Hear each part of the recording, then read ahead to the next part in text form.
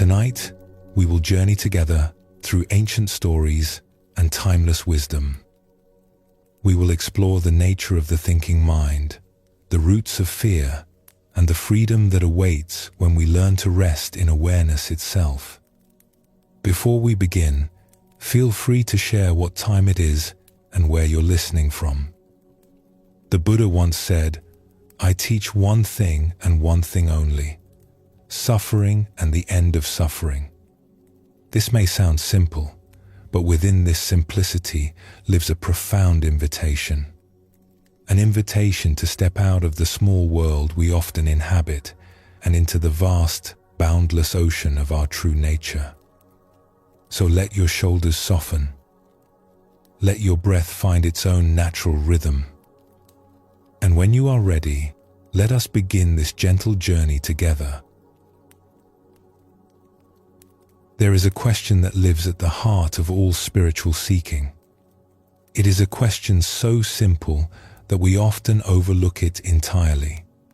And yet, when we finally turn to face it, everything begins to change. The question is this: where is home? We use the word so casually. We speak of going home, of feeling at home, of making a place our home. But have we ever paused to truly ask ourselves what we mean? Have we ever wondered if the place we have grown so comfortable in, the familiar waters of our daily thoughts and habits, might actually be something far smaller than what we were made for? The ancient teachers spoke often of this. They understood that human beings have a peculiar tendency to settle. We find a small pond and call it an ocean. We grow accustomed to its boundaries, its predictable currents, its familiar shores. And after a while, we forget that anything else exists. We forget that we ever longed for something more. The Buddha himself pointed to this when he observed that most of our suffering comes not from the circumstances of our lives, but from the way we hold tightly to the small and familiar. We wrap ourselves in thoughts like soft blankets, seeking comfort in their repetition. We build walls of worry and planning, believing they will keep us safe. And all the while, the vast ocean of peace waits just beyond the edge of what we know, patient as the moon, faithful as the tide. There is a teaching that has been passed down through countless generations of seekers. It says that what we seek is not far away. It is not hidden at the top of a distant mountain or locked behind temple doors. What we seek is closer than our own breath. It is the awareness in which all experience arises. It is the stillness beneath the noise. It is home. But we have wandered. We have become so fascinated by the play of waves on the surface that we have forgotten the depths from which they rise. We have become so identified with our thoughts, our worries, our endless planning, that we have lost touch with the vast silence that holds them all. Tonight, we begin our journey with an ancient story. It comes to us from the Sufi tradition, passed down through generations of teachers who understood that the deepest truths often arrive wrapped in the clothing of a simple tale. This is the story of three fish and the day everything changed. Let us travel together to a lake in a faraway land many centuries ago. This lake had existed for longer than anyone could remember. It lay nestled in a valley between gentle hills, its waters fed by streams that wandered down from distant peaks where snow lingered even in summer. The water was clear and cool, with a soft green tint in the shallows where sunlight reached the sandy bottom, and a deep blue stillness in the center where the lake rested in quiet mystery. Along the edges, reeds grew thick and tall, their feathery tops swaying in the breeze like dancers keeping time to music only they could hear. Willows bent low from the banks, trailing their slender leaves across the surface, creating curtains of green shadow where small fish liked to rest. Water lilies floated in quiet coves, their white and pink blossoms opening each morning to greet the sun like prayers offered without words. In the early hours, before dawn fully broke, mist would rise from the water like breath. It would drift across the surface in soft, curling ribbons, turning the lake into something from a dream. Birds would call from the reeds in gentle voices. Frogs would sing their ancient songs. And the whole world seemed hushed and holy, as if waiting for something sacred to begin. 3 fish made their home in this lake. They had been born there, as had their parents and grandparents and all their ancestors before them, stretching back through generations beyond counting. The lake was all they knew. Its depths were familiar, its currents predictable, its seasons as regular as heartbeats. They knew where the warmest waters gathered in the shallows on summer afternoons. They knew where the sweetest food could be found when autumn winds scattered seeds across the surface. They knew where to shelter when winter brought its quiet cold, and where to rise to greet the first warm days of spring. To these fish, the lake was everything. It was safety and sustenance. It was comfort and community.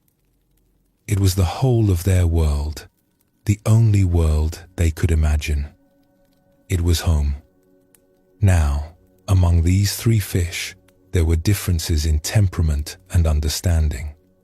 The first fish possessed a certain quality of awareness, a depth of seeing that allowed her to sense what others missed. She would often swim to the quiet places of the lake and rest there, still and watchful, as if listening to something beyond the ordinary sounds of water and wind. The other fish sometimes thought her different, too serious, too inclined towards solitude.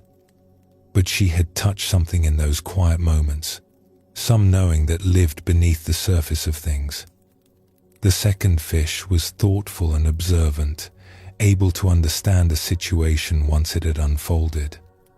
But he was also hesitant, always gathering more information before making a decision. He could see the right path clearly, but often only after the moment for taking it had nearly passed. And the third fish was active and energetic, always in motion, always looking for the next thing. He believed deeply in his own abilities, in his quickness and determination. He had never met a situation he did not think he could handle through effort alone. These 3 had known each other all their lives. They had grown up together, swam together, rested together in the quiet evenings when the water turned gold with sunset light. And though they were different, they shared one thing in common. They all believed, without ever questioning it, that the lake was the whole of reality, that nothing existed beyond its shores worth seeking. One morning, as golden light began to spread across the water and the mist started to thin, shadows appeared at the edge of the lake. The first fish, swimming near the surface in one of her contemplative moods, noticed them before the others. There was something about the way the light fell differently, something about a subtle change in the feel of the water. She rose a little higher and looked toward the shore. Figures were gathering on the bank. They were carrying nets. In that moment, something stirred in the first fish. It was not fear, not exactly. It was more like a veil lifting, a sudden clarity that moved through her like light through clear water. She understood, with a knowing that went beyond ordinary thought, that change had come to the lake. The home she had always known was about to transform into something else entirely. But she remembered something too. She remembered the stories the old ones used to tell, stories most fish dismissed as legends or fantasies. Stories of an underground passage that led away from the lake through quiet darkness to something called the ocean. A body of water so vast that it had no edges, no boundaries, no end. A place of infinite space and endless peace. The first fish did not hesitate. She understood that her friends, dear as they were, loved this place too deeply to leave quickly. They would want to discuss, to consider, to wait and see. And she sensed that waiting was no longer wise. The Buddha once said, "An idea that is developed and put into action is more important than an idea that exists only as an idea." The first fish understood this in her bones. Understanding without action is not yet complete understanding. So she turned away from the surface, away from her companions, away from everything familiar. She swam down, gently down, into the deeper part of the lake, where the water grew cool and the light softened to a dim blue glow. There, hidden among smooth stones and soft silt, she found what she was looking for. A rounded opening in the lake floor, the entrance to the passage. The journey asked much of her. The passage was narrow and winding, and she had to move slowly, feeling her way through the darkness. The water tasted different here, older somehow, full of minerals from deep in the earth. Sometimes the passage opened into small caverns where she could pause and rest, floating in the quiet dark. Sometimes it narrowed, and she had to move with patience and care. But through it all, she held in her heart the image of boundless water, of freedom, of a home that had no walls. And she kept swimming, gently, steadily, trusting the passage to lead her where she needed to go. After what seemed like a very long time, something began to change. The darkness grew softer. The water began to taste different, cleaner, alive with salt and the freshness of open space. The passage widened. And then, like waking gently from a deep sleep, she emerged. The first thing she noticed was the light. It came from everywhere, filtering down through water so clear and blue that it seemed to glow from within. The second thing she noticed was the space. She turned in a slow, wandering circle, and in every direction there was only water. No shore, no boundary, no edge, only vastness stretching out in all directions, holding her as gently as a mother holds a sleeping child. She had found the ocean. For a long time, she simply floated there, letting the soft current move her, feeling the salt water flow over her like a blessing. Everything she had left behind seemed very far away now, like a dream she had once had and then woken from. In its place was only this, only vastness, only peace. She was home. Back at the lake, the second fish had watched his friend disappear into the depths. He had seen the figures on the shore. He had understood, in some part of himself, what was happening. But he had not moved. Now, as the nets began to spread across the water, he felt a wave of regret wash through him. Why had he not followed? Why had he waited? His guide was gone, and now he was alone with his own hesitation. The nets were drawing closer. He could feel the subtle change in the water's movement. There was no time to reach the deep passage now. It was too far. He had waited too long. But the second fish, though he had missed his first opportunity, had a certain quiet resourcefulness. In this moment of uncertainty, a memory came to him. Something an old fish had once said about the wisdom of stillness and surrender. Sometimes the Old One had said, the only way forward is to stop moving altogether. Sometimes we must let go of everything, even our need to act, to find our way through. And so the second fish did something unexpected. He stopped swimming. He let his body grow soft and still. He turned gently onto his side and allowed himself to float to the surface, drifting like a leaf, like a piece of wood, like something that had already let go. One of the figures on the shore noticed him floating there and waded over to look. A hand lifted him from the water and examined him briefly. The fish remained perfectly still, soft and quiet, offering no resistance.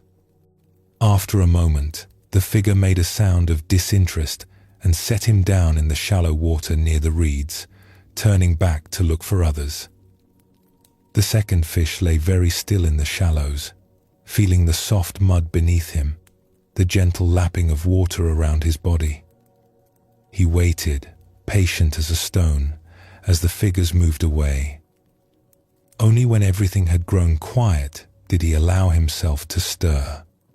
Slowly, gently, he began to move toward deeper water.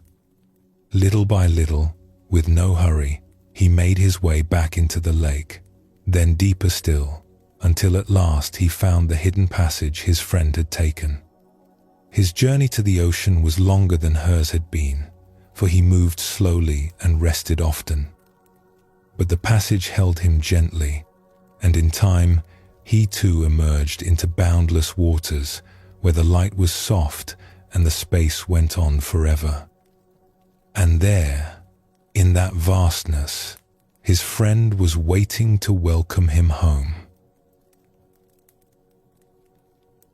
The third fish, meanwhile, had seen everything. He had seen his first friend disappear. He had seen the second friend float and then slip away. And all the while, he had been swimming back and forth, certain that he could find another way out. Surely there was an option they had missed. Surely there was some quick movement, some clever route that his active mind could discover. He had always relied on his own energy and determination. They had never failed him before. Why should this moment be any different? He searched along the edges of the lake, looking for gaps. He swam in quick circles, testing possibilities. He could not bring himself to stop, to be still, to consider that perhaps effort alone was not the answer. And so, despite all his movement, despite all his determination, he found himself caught. As he rested in the stillness that followed, a new kind of clarity came to him. All his activity had not brought him freedom. All his certainty in his own abilities had led him here, to this quiet moment of surrender he had tried so hard to avoid. But even in this stillness, something opened. He saw, for the first time, what he had been unwilling to see before. The lake had never truly been safety. It had only been familiar.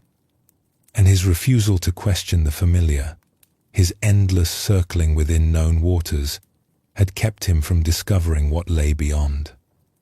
In that moment of quiet seeing, he made a vow. If life offers me another chance, he thought, I will not make my home in small waters. I will seek the vastness. I will make boundless space my dwelling place. And some say that this vow, made in perfect stillness and surrender, was the very thing that opened a door he had not seen before. Some say that he too, in the end, found his way to the ocean. For the heart that truly lets go, the teachers tell us, always finds its way home. This story has been told for centuries because it speaks to something true about the human heart. We are, most of us, like these fish. We have made our home in the lake of our thoughts. The waters are familiar. We know every current of worry, every eddy of desire, every quiet corner where old habits like to gather. We have swum these waters so many times that we could navigate them without thinking. In fact, we often do, moving through the same patterns day after day, year after year, without ever pausing to wonder if there might be something more. But the ancient teachers remind us that there is an ocean. There is a vastness beyond the boundaries of our habitual thinking. And the journey there, though it asks us to move into unfamiliar waters, though it invites us to release our grip on everything we thought we knew, is the journey we were born to make. The Zen masters called this vast awareness big mind or original nature. The Buddha called it nirvana, which means simply the end of grasping, the end of the tight holding that keeps us circling in small waters. They taught that this boundless peace is not something we need to create or achieve. It is what we already are, beneath the surface of our busy minds. We have simply forgotten, like fish who have never thought to question the edges of their lake. As one teacher expressed it beautifully, we are like waves that have forgotten they are water. Consider this for a moment. A wave rises from the ocean, takes shape for a little while, catches the light, curves and softens, and then dissolves back into the depths from which it came.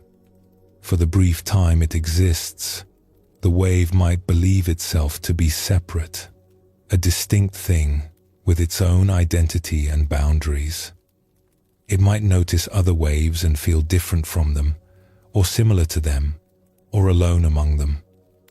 But the wave was never truly separate. It was always water. It was always the ocean, expressing itself in one temporary, beautiful form. The wave's sense of separate existence was not wrong, exactly, but it was incomplete. It was a partial truth that had forgotten the whole. This is our situation as well.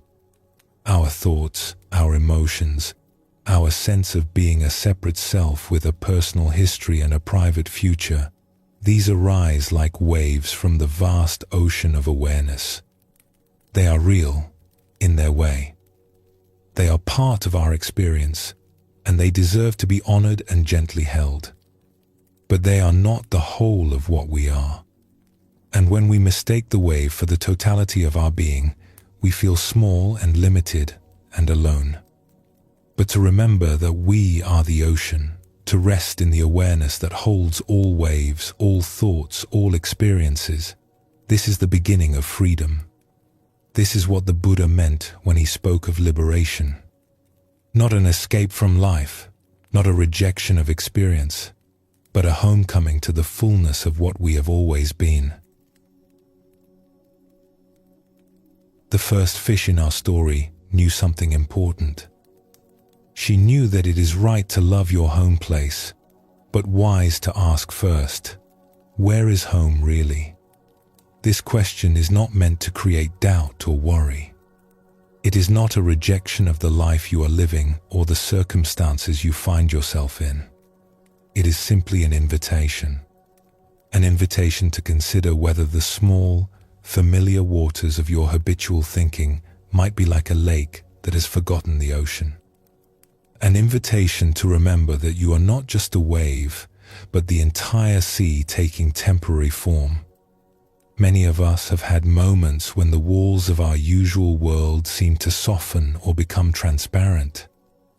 Perhaps it happened in nature, when you stood in a place of great beauty and suddenly felt the boundary between yourself and the world grow very thin. In that moment, there was no separation between the one who looked and what was seen. There was only looking, only presence, only this. Perhaps it happened in a moment of deep love, when you looked into another's eyes and knew, without words, that the space between you was not a barrier, but a bridge. You were not two separate beings who had managed to connect. You were one awareness, resting in itself, seeing itself through two pairs of eyes. Perhaps it happened in a moment of great tenderness, when life asked you to open beyond what you thought you could hold. In that open place, you touched something real beneath all the stories. You found, perhaps to your surprise, that even in the midst of great feeling, there was a stillness that could hold it all, a vastness that could embrace everything. These moments are glimpses of the ocean. They are soft reminders that the lake is not all there is. They are invitations to swim a little deeper, to rest a little more completely, to discover the boundless home that has been waiting for you all along. The spiritual path is simply the practice of turning toward these glimpses, honoring them, learning from them, and allowing them, slowly and gently, to transform the way we move through our days. Let us pause for a moment now. Take a slow, deep breath, and when you are ready, we will continue together.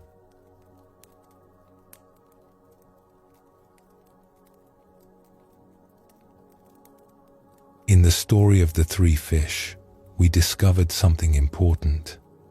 We discovered that the small, familiar lake of our habitual thinking is not the whole of what we are.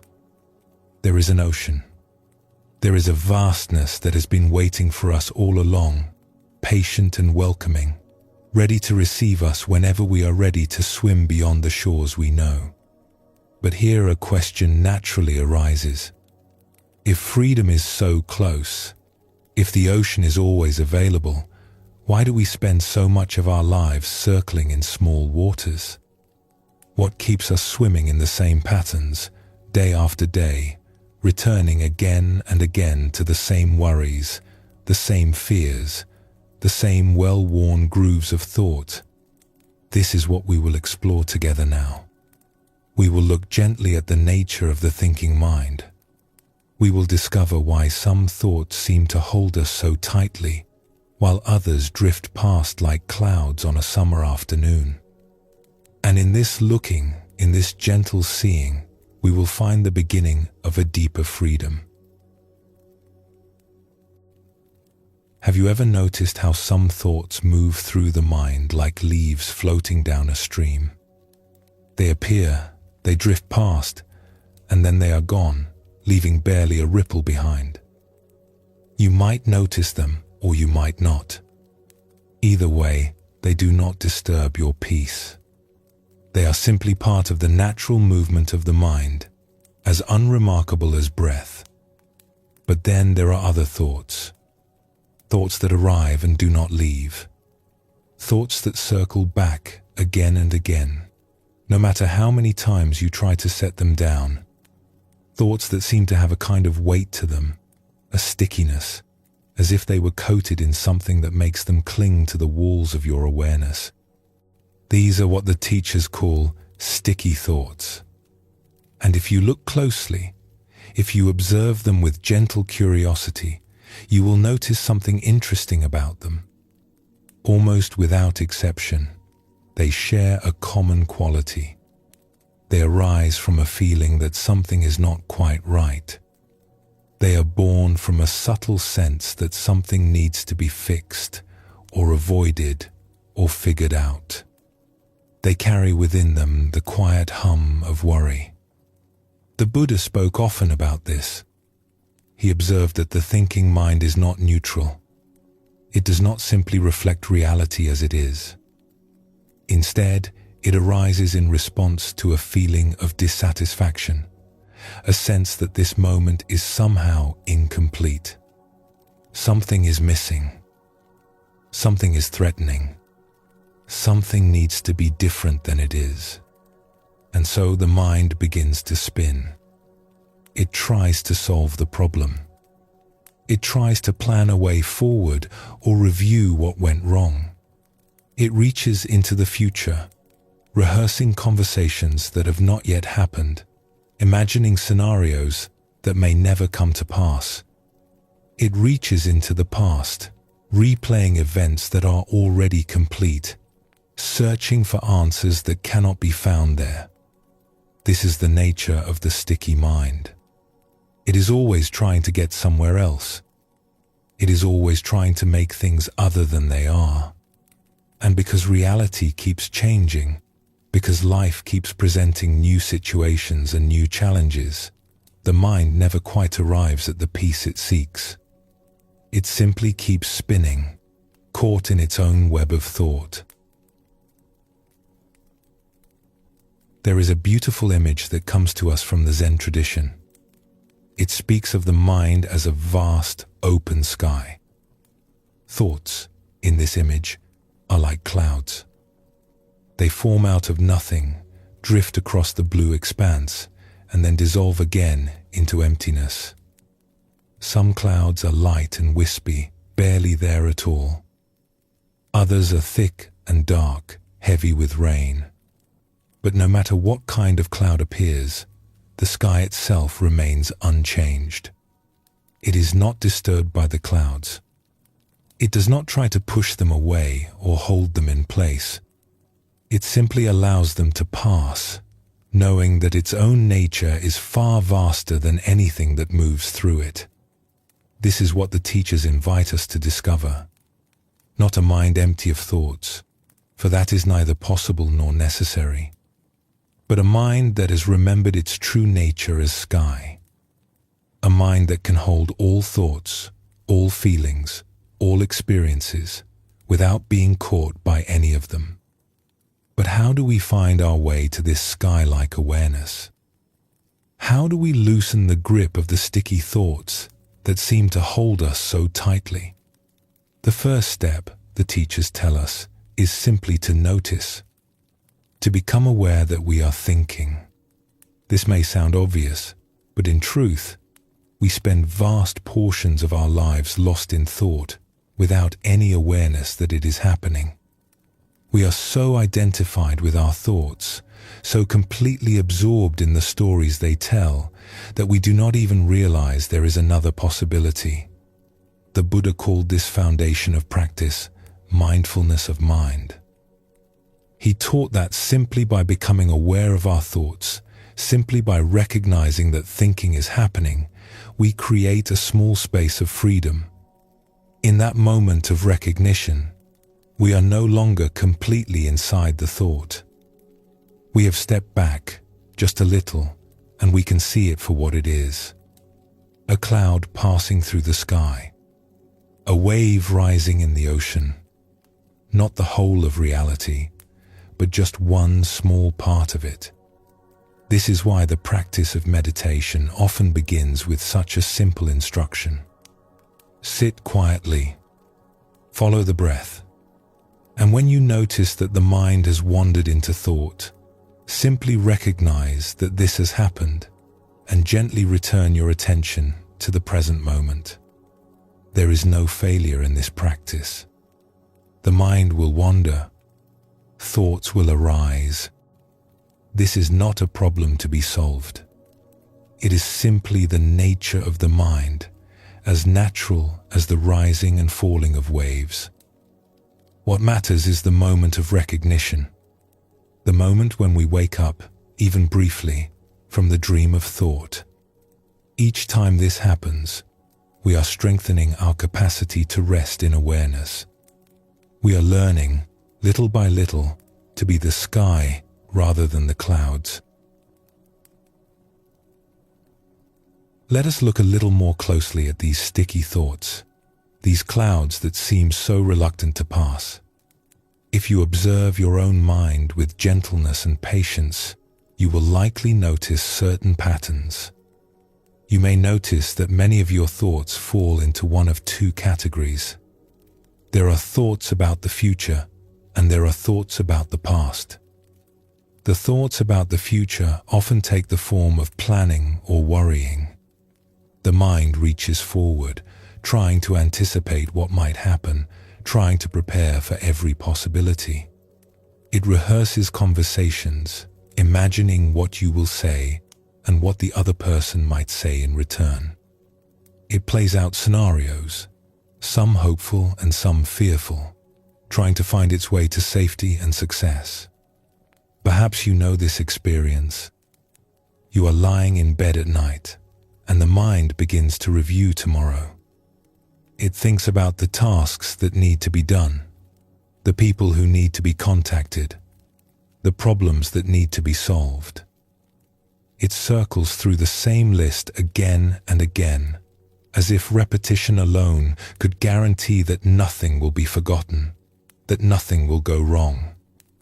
Or perhaps the mind reaches even further, into a future that is still uncertain. It wonders about decisions that have not yet been made. It worries about outcomes that cannot yet be known. It tries to plan for events that may never happen, building elaborate structures of thought to contain a future that remains, as all futures do, essentially unknowable. Then there are the thoughts about the past. The mind reaches backward, replaying events that have already unfolded, examining conversations that have already ended. It searches for meaning in what happened, for lessons to be learned, for mistakes to be identified and avoided next time. It rehearses what you should have said, what you wish you had done differently, what you hope you will remember if a similar situation ever arises again. This backward reaching of the mind can feel productive. It can seem like wisdom, like learning from experience. And sometimes it is. But often, if we look closely, we can see that it is simply another form of worry. The mind is trying to undo what cannot be undone. It is trying to find certainty in situations that have already passed beyond our control. Between these two movements, the reaching forward and the reaching back, very little space remains for the present moment. Very little attention is available for what is actually happening right now, in this breath, in this body, in this room where you are resting. And this, the teachers tell us, is the source of much of our suffering. Not the events of our lives themselves, but the way the mind carries them, turning them over and over, refusing to let them rest. There is a story that comes to us from an ancient monastery set among mountains in a land far away.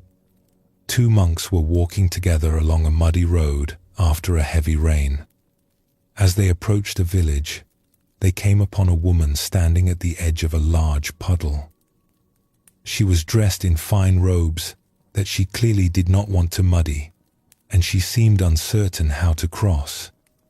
Without a word, the older monk walked over, lifted the woman gently in his arms, and carried her across the puddle.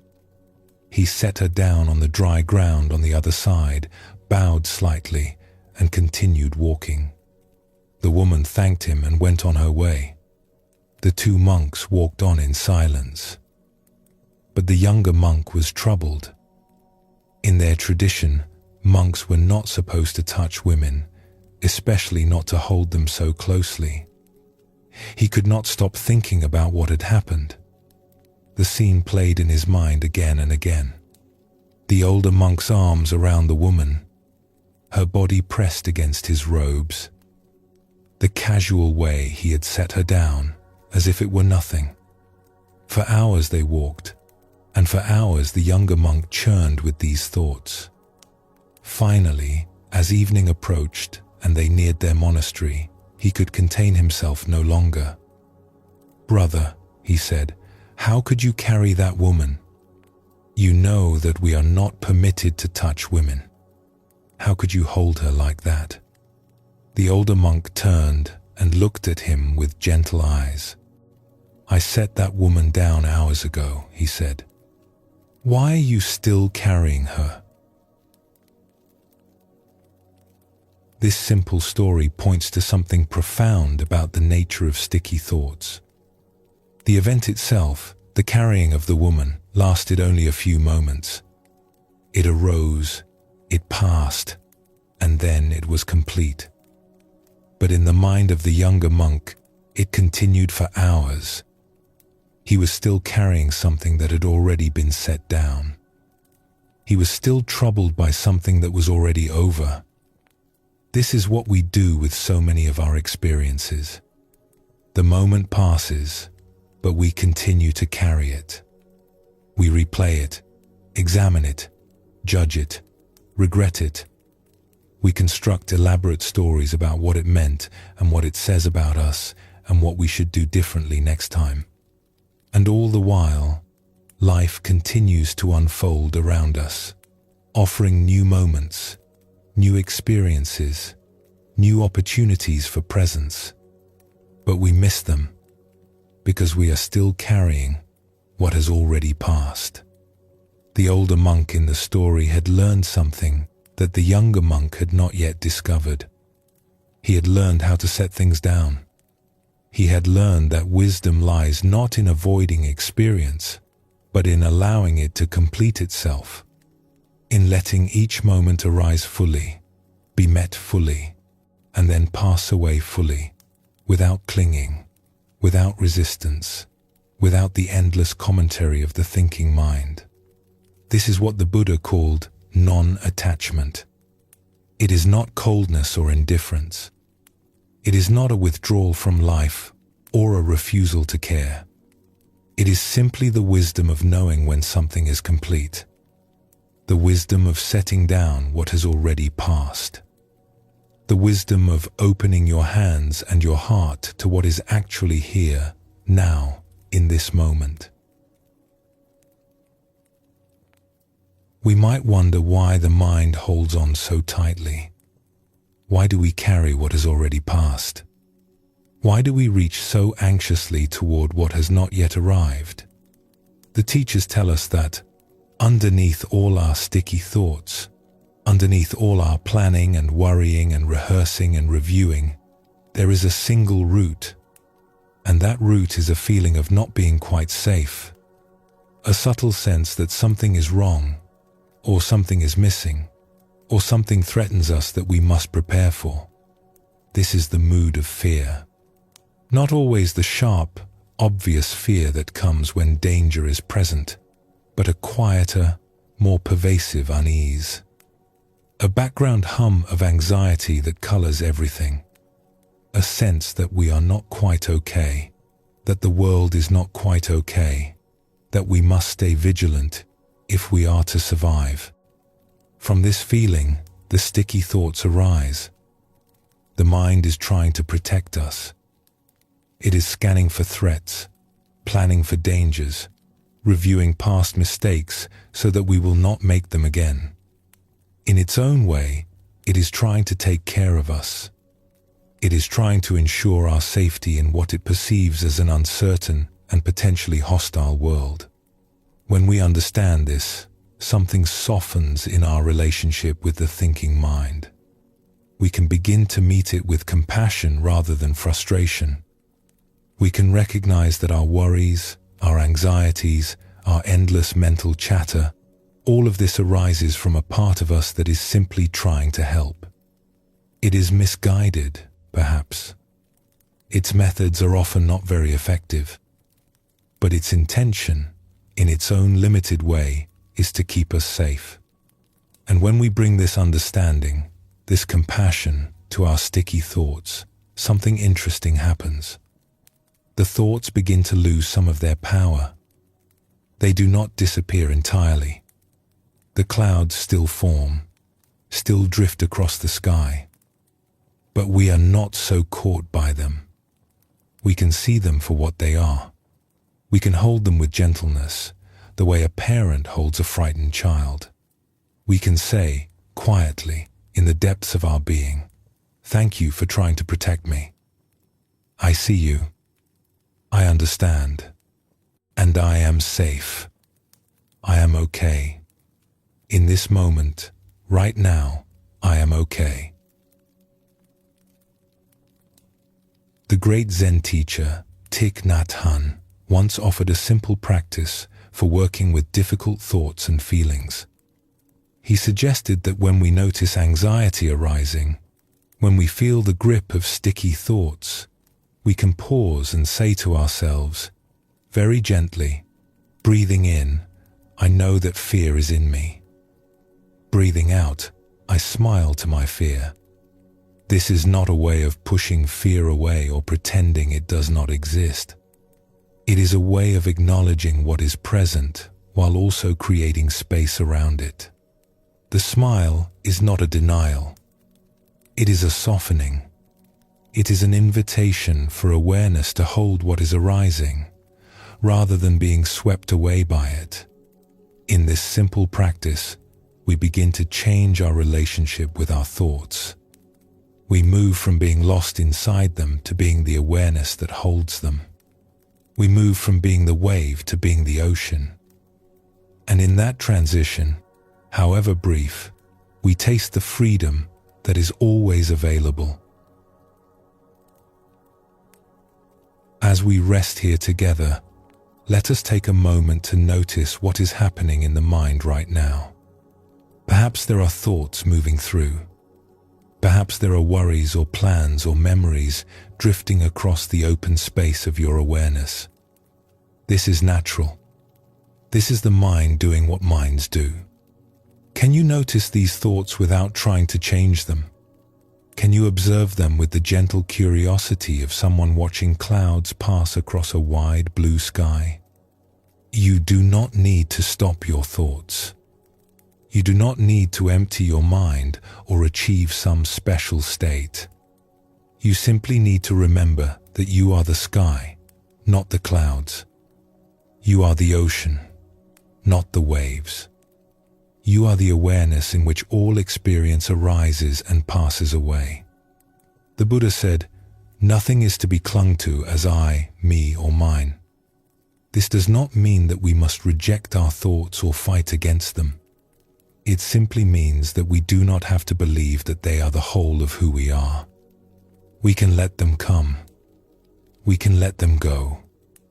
And through it all, we can rest in the vast, peaceful awareness that is our true home. There is a practice, very simple and very profound, that can help us loosen the grip of sticky thoughts. It requires nothing but a moment of attention, a gentle awareness. When you notice that you are caught in thinking, when you realize that the mind has been spinning in its familiar patterns, you can pause and ask yourself a simple question. Where am I right now? Not where is my mind, wandering in past or future, but where am I? This body, this breath, this awareness. Right now, in this moment.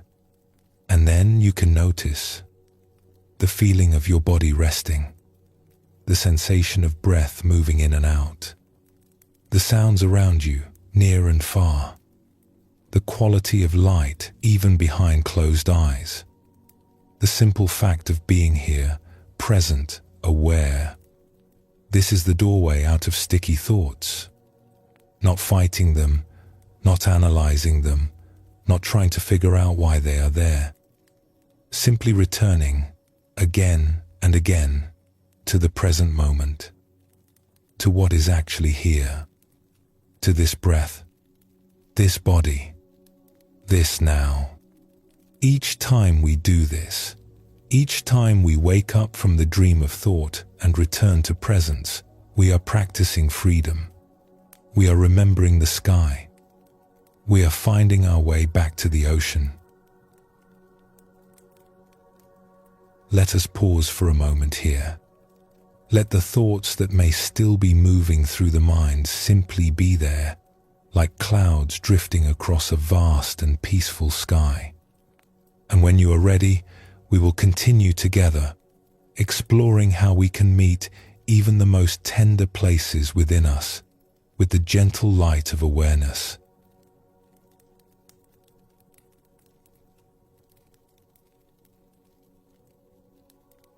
We have been discovering the nature of the thinking mind.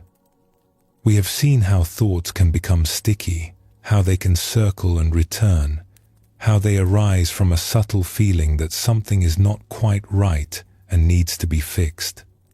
We have begun to remember that we are not our thoughts, that we are the vast sky in which all clouds pass, the deep ocean in which all waves rise and fall. Now we turn to explore something equally important. We turn to look at what we miss when we are lost in the world of thought. What slips past us, unnoticed, while the mind is busy elsewhere. What gifts life offers that we cannot receive because our hands are too full of worry to hold anything new. This is a tender exploration.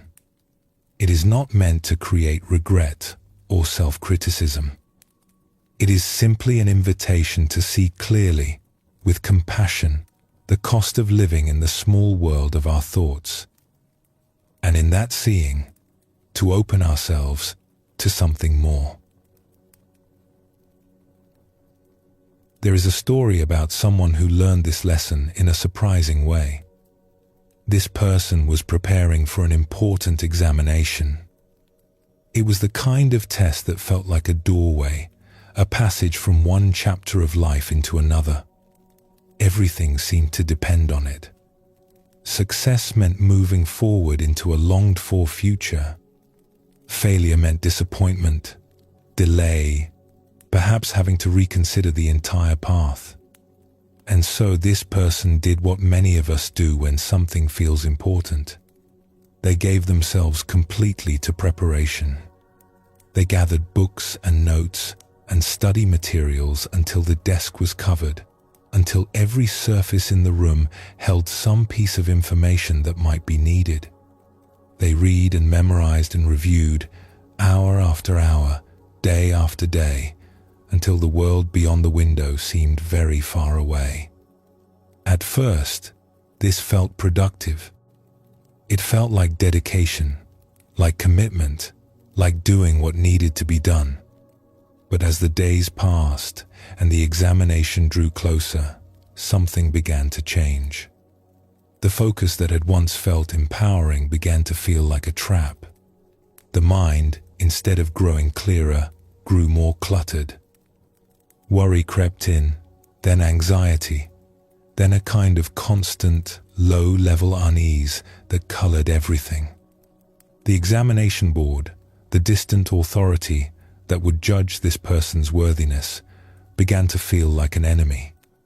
The test itself began to seem like something designed to catch mistakes, to expose inadequacies, to reveal all the ways this person was not quite good enough. The world, which had once felt friendly and full of possibility, now seemed hostile and threatening. And as this feeling grew, something happened to the rest of life. It began to fall away. Small things at first. The morning walk that had once been a source of refreshment was abandoned because there was no time. Meals became hurried, forgettable, eaten standing at the counter, or not eaten at all. Friends called and their voices on the phone felt like interruptions, distractions from the urgent work of preparation. The body, that faithful companion, began to send quiet signals asking for attention. There was tension gathering in the shoulders, a tightness settling into the jaw, a weariness behind the eyes. But these signals went unheard. There was no room for the body. There was only room for the mind and its endless work. Even the small rituals of self-care began to feel like burdens. Simple things that had once been automatic now seemed like luxuries that could not be afforded. Taking a walk in the fresh air, preparing a proper meal with care and attention, calling a friend just to hear their voice, resting without guilt. All of these fell away, sacrificed to the great project of preparation. The person began to live in a kind of tunnel. The walls were made of worry. The floor was made of fear. And at the end, always receding, was the examination, the great trial that would determine everything. Nothing else seemed real. Nothing else seemed to matter. And all the while, the world outside continued on. Spring arrived, but went unnoticed. Flowers bloomed in gardens, but there was no time to see them. Birds sang their morning songs, but there was no attention left to hear them. Neighbors waved and smiled, but they seemed like figures in a distant dream. Life was happening, rich and beautiful and full, but this person had withdrawn from it entirely, retreating into the small, anxious world of thought. One afternoon, the telephone rang. By this point, every phone call had become an irritation. Every interruption felt like a threat, pulling attention away from the vital work of preparation. So when this call came, the person answered with impatience, already planning how to end the conversation quickly and return to studying. A voice on the other end asked a few questions, confirmed a name, an age, a few other details. Then the voice said something unexpected. "Congratulations. You have won a trip to the islands." The person on the other end of the line paused, certain they had misheard. "I am sorry, what did you say?" "You have won a trip. A voyage to the islands. All expenses paid. You entered a drawing at a festival, and your name was selected." But this made no sense. This person had not been to any festival. They had been here, in this room, with these books, for what felt like forever. The world had become the enemy, full of tricks and traps and tests. Good things did not simply arrive out of nowhere. There had to be a catch, a scheme, something to be wary of. "No, thank you," they said. "I am not interested." The voice on the phone tried to explain further, offering more details, more assurances. But the person had already decided. This was a distraction, a trick. Nothing good could be coming their way. They ended the call and returned to their books, shaking their head at the strangeness of it all. It was only hours later, through a conversation with a family member, that the truth emerged. The person had indeed won the trip. A loved one had entered their name in a drawing at a community gathering, a small act of kindness meant as a surprise. The prize was real. The gift was genuine. Someone who cared about them had thought of them, had wanted to give them something beautiful. But because this person had been so lost in the world of worry, so convinced that the universe was hostile and full of threats, they had not been able to receive it. They had turned away a gift that was freely offered, simply because they could not believe that anything good was possible. When we hear this story, we might smile with recognition. We might see ourselves in it. We might remember times when we, too, were so caught up in worry that we could not receive what was being offered. This story is not really about a trip to the islands. It is about something much more important. It is about what happens when we become so lost in our thoughts that we lose touch with the rest of our being. It is about what we miss when the mind becomes the only part of us that we inhabit. It is about the gifts that life offers, moment after moment, that we cannot receive because we are not truly here to receive them. The Buddha spoke of this when he taught about the importance of presence.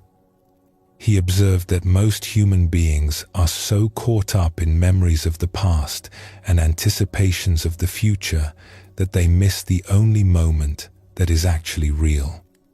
This moment, this breath, this simple experience of being alive.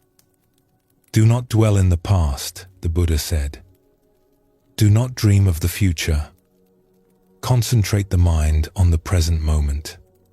This is not a teaching about productivity or efficiency. It is a teaching about being fully alive. Because life does not happen in our thoughts about the past. Life does not happen in our plans for the future. Life happens here, now, in the sensations of the body, in the sounds and sights and textures of this present moment. And when we are lost in thought, we miss it. We miss the only life we actually have. There is an old word in Chinese for busyness. When written, it combines two symbols. One means heart. The other means killing. Busyness is heart killing. This is not a criticism. It is simply an observation made with great compassion about what happens when we give ourselves completely to the world of thought and activity. We begin to lose touch with the heart. We begin to forget that we have a body. We begin to treat our deepest selves as inconveniences, as obstacles to be managed, as problems to be solved, so that we can get on with the important work of thinking and doing. But the heart is not an obstacle. The body is not a problem. They are doorways to presence. They are the very means by which we can receive the gifts that life offers. When we are disconnected from the body, we cannot feel the simple pleasure of a deep breath. We cannot notice the warmth of sunlight on skin, the satisfaction of stretching tired muscles, the comfort of a soft place to rest. These small gifts are always available, offered freely, moment after moment. But when we live only in the mind, we cannot receive them. We do not even know they are being offered. When we are disconnected from the heart, we cannot feel the love that others offer us. We cannot receive their kindness, their care, their desire to help. Every phone call becomes an interruption. Every gesture of affection becomes a demand. We are too busy, too preoccupied, too lost in our own worries to let anyone in. The people who love us reach toward us, and we do not even notice their hands. And when we are disconnected from the world around us, we cannot feel our belonging to it. We forget that we are part of something larger. We forget that the earth is holding us, that the air is breathing us, that the sun is warming us, that we are woven into a web of life so vast and so beautiful that it would take our breath away if we could only pause long enough to notice. There is a teaching that comes to us from the indigenous peoples of many lands. It speaks of the importance of staying connected to the earth, to the rhythms of nature, to the living world that sustains us. One elder from a native tradition once observed something about the people who had come to his land from far away. He noticed that they seemed troubled, anxious, always rushing from one thing to the next. He noticed that they did not seem to feel at home in the world, even though the world was offering them everything they needed. He suggested that perhaps they were troubled by fears that came from being disconnected, from having pulled away from the natural world, from living in their minds instead of in their bodies, in their plans instead of in the present moment. They had forgotten, he said, that the earth was their mother, that the sky was their father, that they belonged here as surely as the birds and the trees and the rivers. When we are disconnected in this way, he observed, we begin to lose our ability to listen. We cannot hear the subtle messages that the body sends us about what it needs. We cannot hear the quiet invitations that life offers us. We cannot hear the wisdom that arises when the mind grows still. We become like someone who has covered their ears and then wonders why the world seems so silent. And when we cannot listen, we cannot respond wisely. We make choices that do not serve us.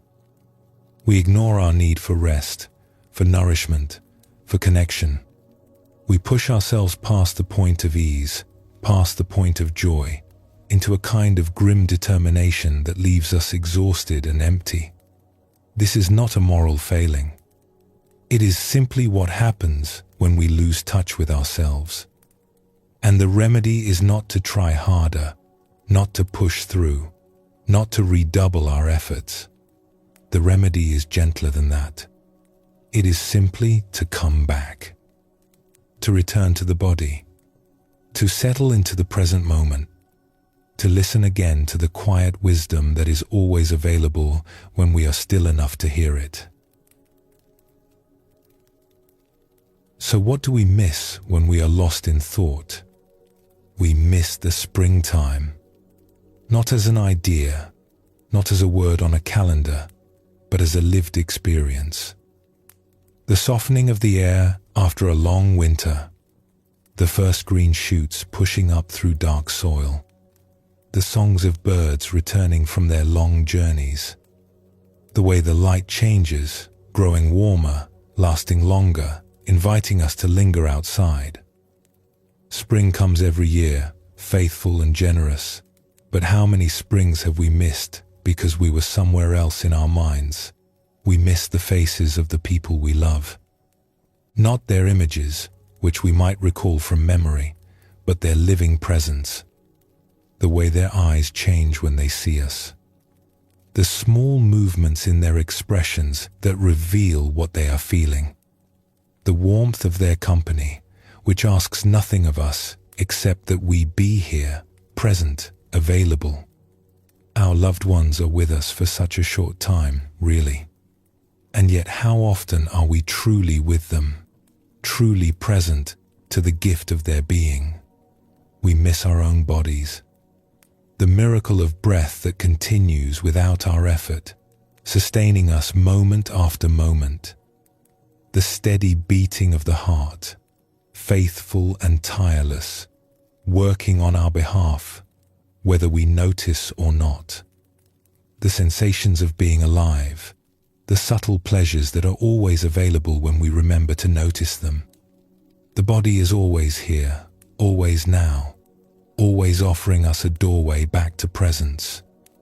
But so often we are elsewhere, lost in thought, treating the body as merely a vehicle for the mind. We miss the sky, the stars at night, ancient light traveling vast distances to reach our eyes. The moon in its patient cycles, waxing and waning, tugging at the tides and at something deep within us. The clouds in their endless creativity, forming and dissolving, painting pictures that will never be repeated. The sky is always there, above us and around us, offering beauty and perspective and space. But when did we last really look at it? We miss the simple joy of being. Not doing, not achieving, not preparing for some future moment when we will finally be allowed to rest. Just being. Here, now, alive. This breath, this heartbeat, this awareness. This is the most precious gift of all, and it is always being offered, but we are often too busy to receive it. The Buddha called this kind of presence right mindfulness. It is one of the steps on the path to freedom. Not because there is something wrong with thinking, but because thinking alone is not enough. To be fully human, to be fully alive, we must also be present. We must inhabit our bodies. We must open our hearts. We must feel our connection to the earth and to each other. There is a poem from an ancient sage that speaks to this beautifully. It says, "The great way is not difficult for those who have no preferences. When love and hate are both absent, everything becomes clear and undisguised. Make the smallest distinction, however, and heaven and earth are set infinitely apart. When we are lost in thought, we are constantly making distinctions. This is good, that is bad. This should happen, that should not. This is a gift, that is a threat. And in all this distinguishing, we lose the simple openness that allows us to receive what is actually here. But when we return to presence, when we settle into the body and open to the moment, these distinctions begin to soften. We start to see that everything is offering itself to us. The breath is a gift. The heartbeat is a gift. The quiet is a gift. Even the difficulties, even the challenges, even the things we would not have chosen, these too are part of the great offering that is this life. We do not need to like everything. We do not need to pretend that hard things are easy. We simply need to be here, open, present, willing to receive what is given. This is what the person in our story could not do. They could not receive the gift that was offered because they had already decided that nothing good was coming. They had closed themselves off, retreated into the small world of worry, and in that closed state, even a genuine gift looked like a trick. But we can learn from this. We can notice when we have closed down, when we have retreated into thought, when we have forgotten that life is generous and kind. And in that noticing, something naturally begins to soften. The heart opens, just a little. The breath deepens, just a little. And we find ourselves, without effort, a little more available to what is being offered. Let's pause for a moment now. Take a slow, gentle breath. And when you are ready, we will continue together.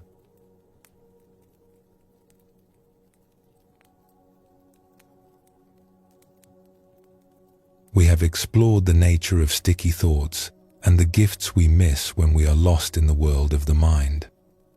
We have begun to see how worry and anxiety can close us off from life, making us unable to receive even the most genuine offerings. Now we turn to something tender. We turn to look at the roots of our relationship with fear. Not to analyze or fix anything, but simply to understand, with great compassion, how we came to be the way we are. How we learned, long before we had words for it, to respond to the fears that arose within us. And how, in understanding this, we might begin to hold ourselves with more kindness. This is gentle territory. We will walk through it slowly, with care, the way one might walk through a garden in the early morning, noticing what grows there without needing to change anything. Long before we could speak, we knew fear. It is one of the first things a human being experiences. The startle of a loud sound, the sudden absence of a familiar face, the feeling of falling, of being unsupported, of not knowing what comes next.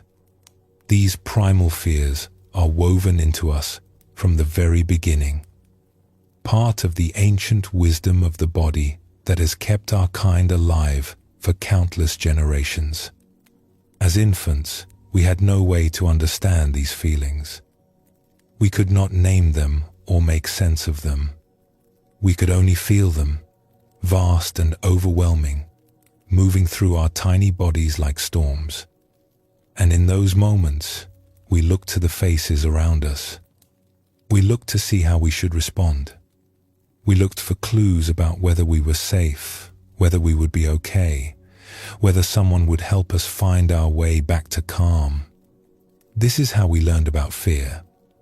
Not through lessons spoken aloud, but through the responses we received, through the tone of voice that answered our cries, through the hands that did or did not reach for us, through the faces that showed us in 1,000 subtle ways what fear meant and how it should be handled. The Buddha understood this deeply. He taught that we are shaped by our experiences, that the patterns of our minds are formed through repetition, through the responses we receive and the responses we learn to give. We are what we think, he said. All that we are arises with our thoughts. With our thoughts, we make the world. And so, as children, we made a world. We made a world of beliefs about fear, about ourselves, about what was safe and what was dangerous. We made this world not through choice, but through necessity, through the simple need to survive and make sense of our experience. Let us imagine, for a moment, a child standing at the edge of a dark room. Perhaps it is a closet, or a basement stairway, or simply a corner of the house where the light does not reach. The child stands at the threshold, peering into the shadows, and feels something stir within. A quickening of the heart, a tightening of the belly, the ancient response of the body to the unknown. This is not a problem. This is simply what happens when a young being encounters darkness. The fear is natural, appropriate, even wise. It is the body's way of saying, pay attention. Something unfamiliar is here. What happens next, however, will shape this child's relationship with fear for years to come. In one version of the story, an adult notices the child's hesitation and comes to stand beside them. The adult does not rush the child or dismiss their concern. Instead, they simply acknowledge what is happening. That does look dark, they might say. It can feel a little scary, looking into a place where you cannot see. The adult does not try to fix the fear or make it go away. They simply let the child know that the fear is seen, that it is understood, that it is part of being human. In this response, the child learns something precious. They learn that fear is not shameful. They learn that it is possible to feel afraid and still be okay. They learn that fear can be met with presence, with understanding, with kindness. And this learning settles into the child's being like a seed, waiting to grow into a capacity for meeting their own fears with the same gentleness. But there are other versions of this story, other ways the adult might respond. And each of these leaves a different imprint on the child's tender heart. Sometimes, the adult denies the fear entirely. There is nothing to be afraid of, they say, perhaps with a wave of the hand, perhaps with a hint of impatience. There is nothing in there. Do not be silly. The words are meant to reassure. The adult may genuinely believe they are helping. But to the child, the message lands differently. The child is feeling something real, something vivid and undeniable in their body. And now they are being told that this feeling is wrong, that it should not exist, that there is no reason for it. A small confusion enters the child's world. Am I supposed to trust what I feel or what I am told? If there is nothing to be afraid of, why does my body feel this way? Is something wrong with me? The fear does not go away. It simply goes underground, joined now by a layer of doubt. The child learns to distrust their own experience, to question their own perceptions, to wonder if what they feel is real or imaginary. Sometimes, the adult ignores the fear altogether. Perhaps they are busy with other things. Perhaps they do not notice the child standing at the edge of the darkness. Perhaps they notice, but do not think it important enough to address. Children have fears all the time, after all. They will grow out of it. And so the child stands alone, heart beating fast, with no one to help them make sense of what they feel. The fear does not go away. It simply becomes something private, something that must be carried alone.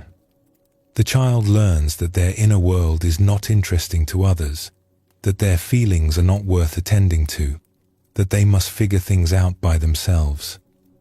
A small loneliness enters the child's world, a sense that the depths of their experience are not shareable, not important, not welcome in the space between themselves and others. Sometimes, the adult shames the fear. "Do not be such a baby," they might say, or "You are too old to be afraid of the dark." The words carry a sting, a suggestion that fear is not just unnecessary but embarrassing, a sign of weakness or immaturity. To a child, this is deeply confusing. The fear is there, as real and present as the floor beneath their feet. But now it comes with a judgment, a label, a sense that feeling this way makes them less than they should be. The child does not stop feeling afraid. They simply add another layer to the fear of being seen as afraid. Now they must hide what they feel, must pretend to be braver than they are, must present a face to the world that does not match what is happening inside.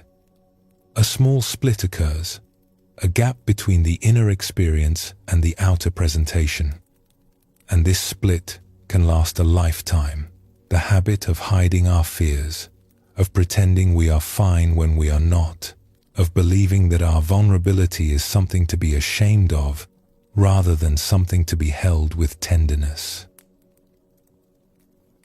Sometimes, without meaning to, the adult feeds the fear. "Be careful," they say, with a worried look. "It is a dangerous world. You never know what might happen." The words come from love, from a desire to protect, but they carry a message about the nature of reality. The world is threatening. You are not safe. You must always be on guard. The child absorbs this message, not just through words, but through tone, through expression, through the subtle ways the adult's own anxiety communicates itself. Fear becomes not just a response to the unknown, but a way of relating to life itself. The world becomes a place of hidden dangers. Trust becomes difficult. Relaxation becomes rare. And the child learns, without anyone intending to teach them, that life is something to be defended against, rather than open to. These are just a few of the ways we learn about fear in childhood. There are countless variations, countless small moments that shape us in ways we may never fully trace. What matters is not to catalogue them all or to assign blame for how we were raised. What matters is simply to understand, with compassion, that we were shaped. We did not choose the responses we received. We did not choose the lessons we absorbed. We were small and new to the world, and we learned what we were taught. And now, as adults, we carry these teachings with us. They live in our bodies, in the way we tense or relax in the face of uncertainty. They live in our minds, in the stories we tell ourselves about what we can and cannot handle. They live in our hearts, in the ways we open to or close against our own vulnerability. This is not a problem to be solved. It is simply the truth of being human. We are shaped by our histories. And in understanding this, we can begin to hold ourselves with more kindness. The Buddha spoke of something he called the second arrow. He said that when something difficult happens to us, it is like being struck by an arrow. There is pain, yes. But then we often add a second arrow of our own making. We add the arrow of judgment, of self-criticism, of believing that we should not feel what we feel. We add the arrow of shame. The first arrow cannot always be avoided. Life brings challenges. Fears arise. Difficult feelings move through us. But the second arrow is optional. We do not have to add the layer of judgment on top of the layer of pain. We do not have to tell ourselves that we should not be afraid, that we are weak for feeling what we feel, that something is wrong with us because fear has arisen.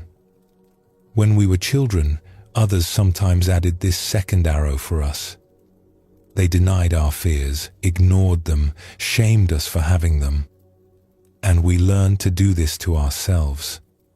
We learned to be our own harsh critics, our own dismissive parents, always telling ourselves that what we feel is not valid, not important, not welcome.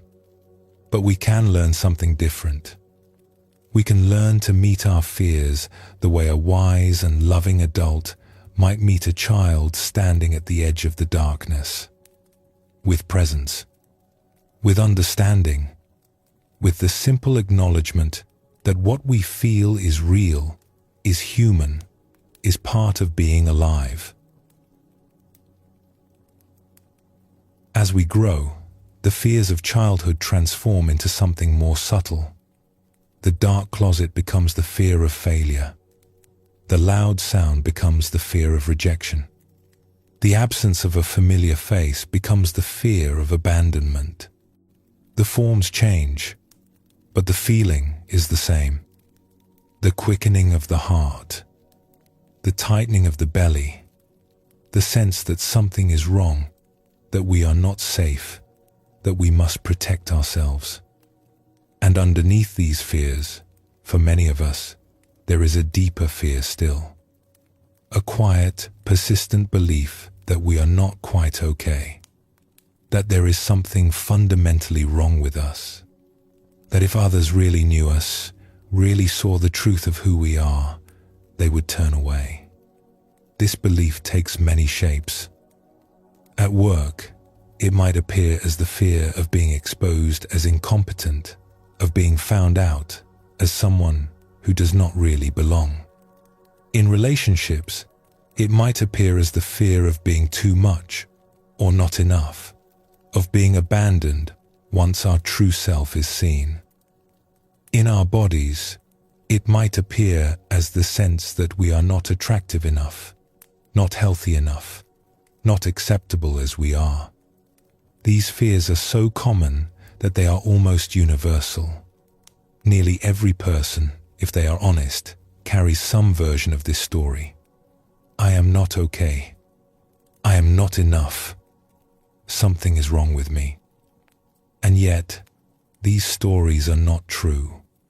They are simply old patterns, old learnings, old responses that we absorbed before we had the wisdom to question them. They are the residue of moments when our fears were met with denial, with ignoring, with shame. They are the shape our being took when it was not fully held. There is a beautiful image that comes from the Buddhist tradition. It speaks of fear as being like a small animal, perhaps a mouse or a rabbit that has learned to hide. When a small animal is frightened, it does not stand out in the open and declare its fear. It finds a hole, a burrow, a dark corner where it can be safe. It makes itself very small and very still, hoping not to be noticed, hoping the danger will pass. This is what our fears do within us. They hide. They burrow into the corners of our being, curling up in the dark places we do not like to look. And from those hidden places, they influence us in ways we may not even recognize. They shape our choices. They color our perceptions. They whisper stories about what is possible and what is not. The way to work with these hidden fears is not to hunt them out or force them into the light. That would only frighten them more. The way to work with them is to become a safe space, to become the kind of presence that allows what is hidden to emerge on its own, in its own time, when it is ready. This is what the wisest adults do for children. They create safety. They offer presence. they let the child know through their steady kindness that whatever arises is welcome here.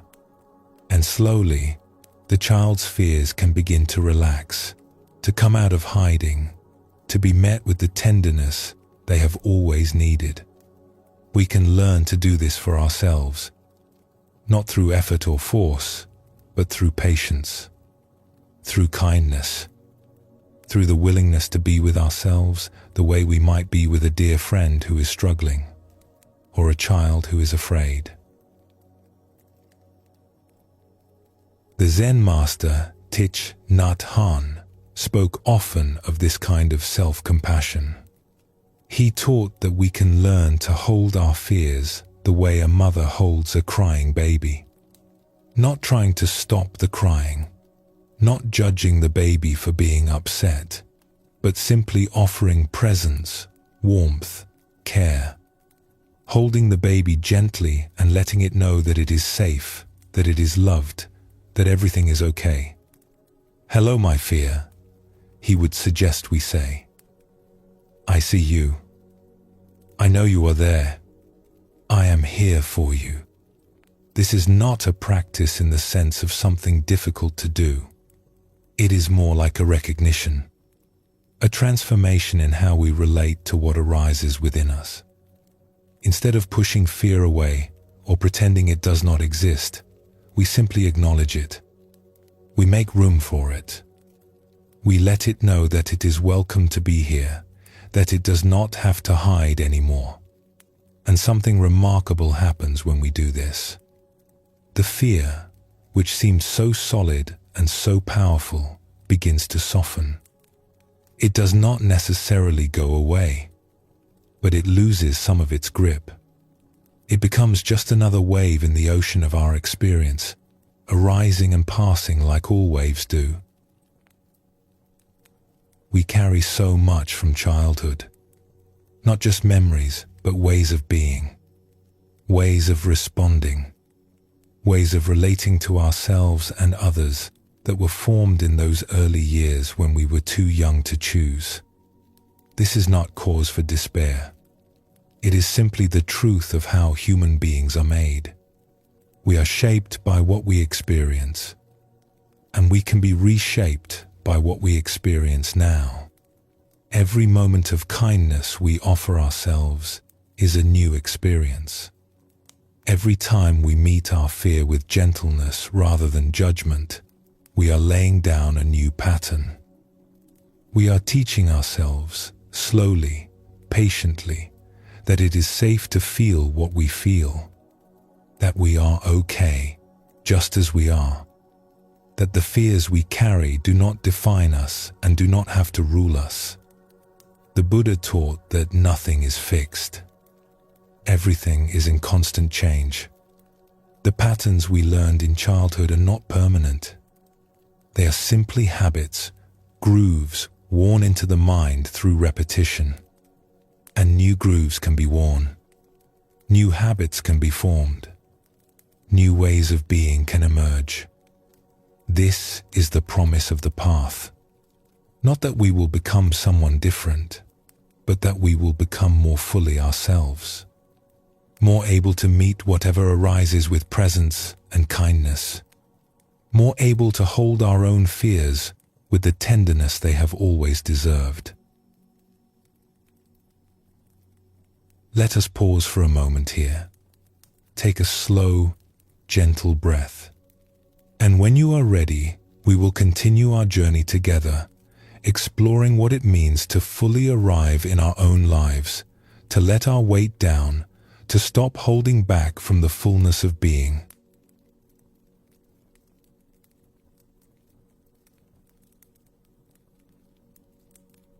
We have been walking together through tender territory.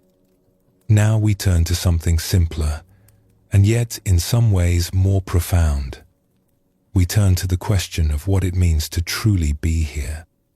Not partly here, not almost here, not here in body, while the mind is elsewhere, but fully, completely, wholly present in this moment, in this body, in this life. There is an image that captures this beautifully. It is the image of letting your weight down.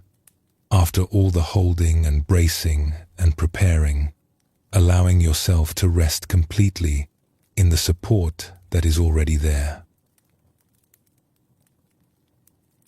There is a story about an elderly man who was given a special gift by his family. This man had lived a long life, full of work and responsibility, full of caring for others and meeting the demands of each day. He had raised children and watched them grow.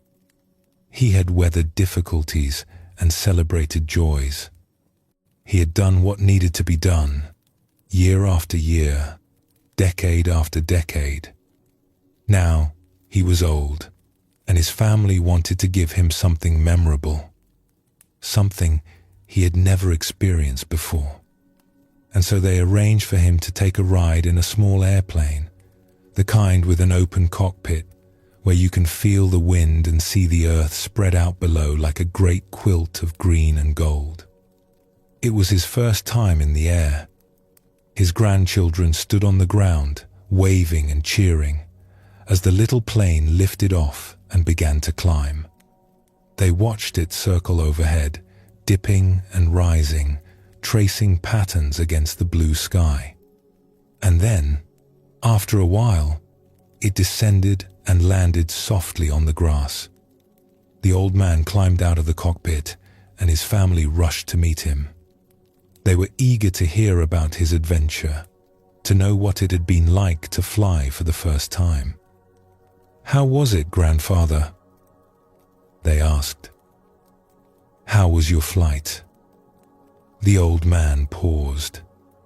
He looked at their eager faces, then looked back at the plane, then looked at them again. "It was wonderful," he said slowly. "Truly wonderful. But I must confess something to you. The whole time I was up there, I never quite let my weight down." There is so much in this simple admission. Here was a man who had been given a remarkable experience. He had been lifted into the sky, had seen the world from a perspective few people ever see, had felt the wind and the motion and the freedom of flight. And yet, some part of him had held back.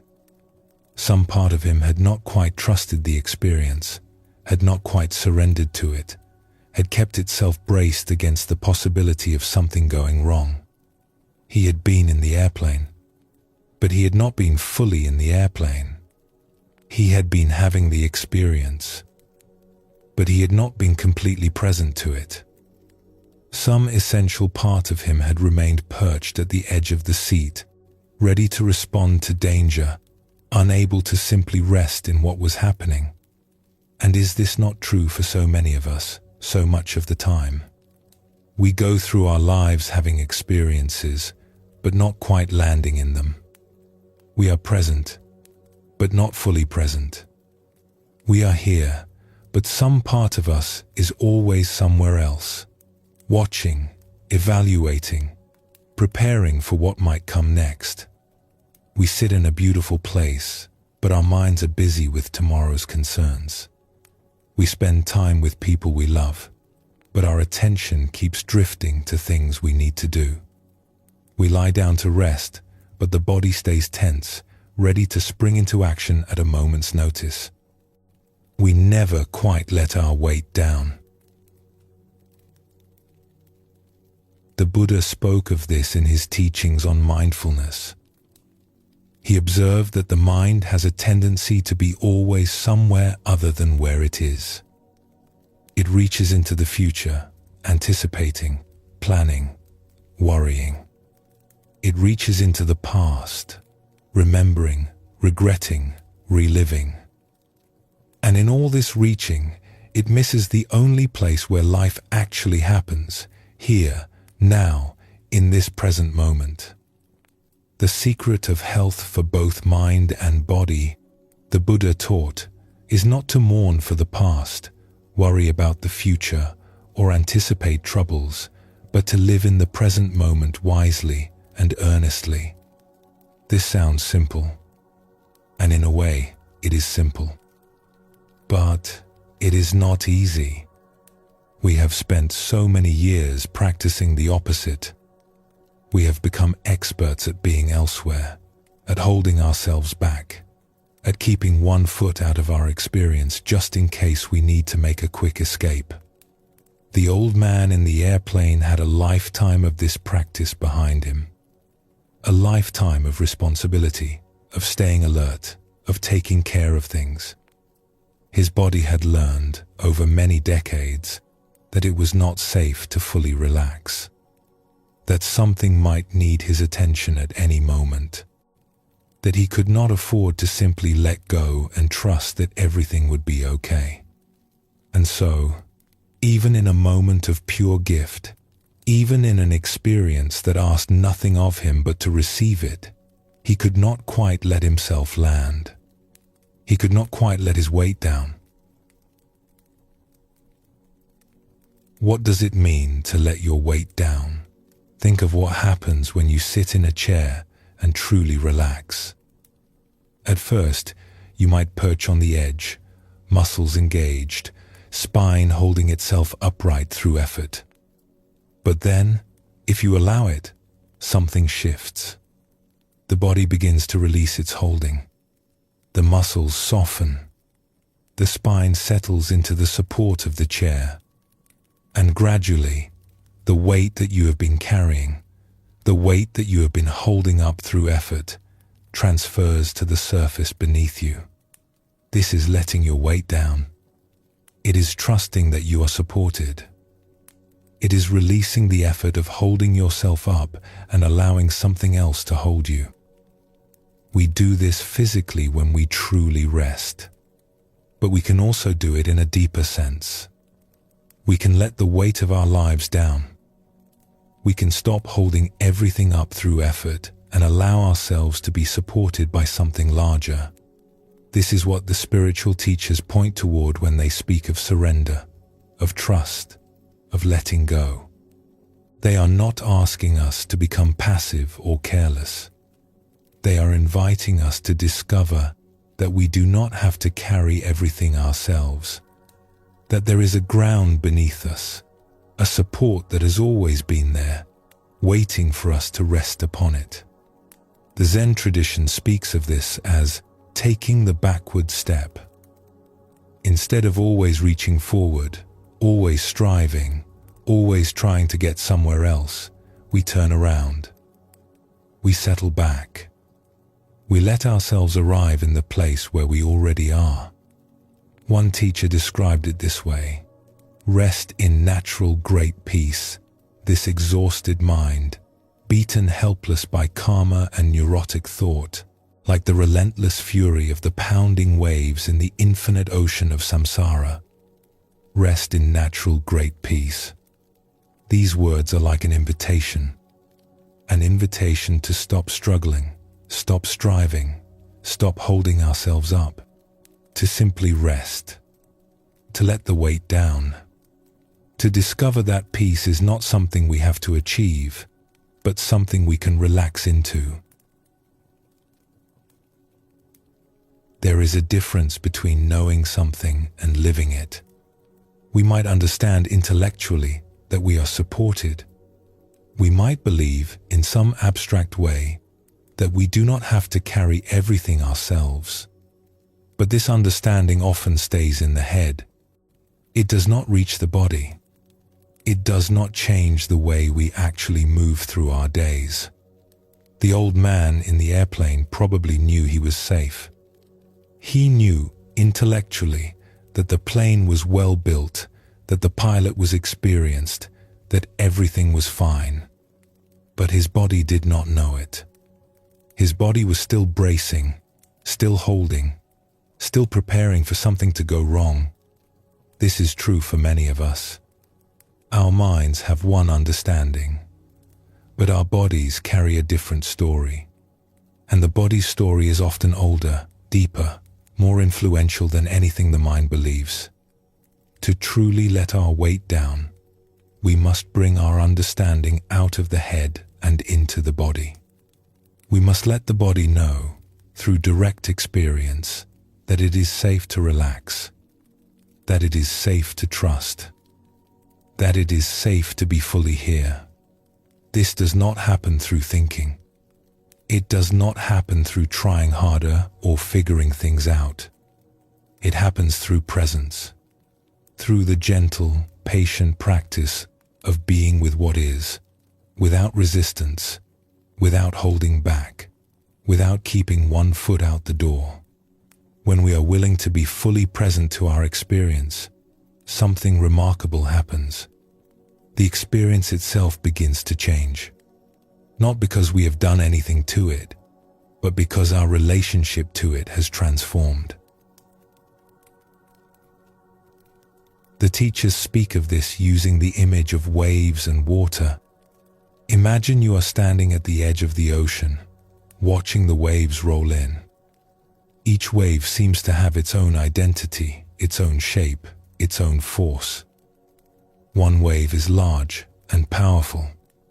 Another is small and gentle. One crashes against the rocks. Another rolls smoothly up the sand. They seem like separate things, distinct events, each one different from the others. But of course, the waves are not separate from the water. They are the water. Each wave is simply the ocean, expressing itself in one particular form for one particular moment. The wave rises, takes shape, and then dissolves back into the depths from which it came. It was never separate from the ocean. It was always water, from beginning to end. Our experiences are like this. Our thoughts, our emotions, our sensations, they arise like waves, take shape for a while, and then pass away. When we are caught up in them, when we are identified with them, they seem solid and important and very real. They seem like they are happening to us, like they define us, like they are the whole of our experience. But when we let our weight down, when we truly settle into presence, something changes. We begin to see that the waves are water. We begin to recognize that our experiences, however intense or vivid they may be, are simply expressions of awareness itself. They arise in awareness, exist in awareness, and dissolve back into awareness.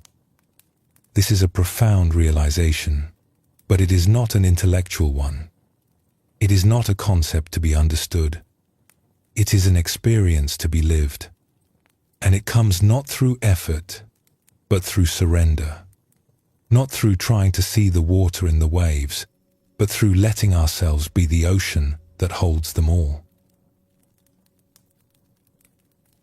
Let us return for a moment to the old man and his flight.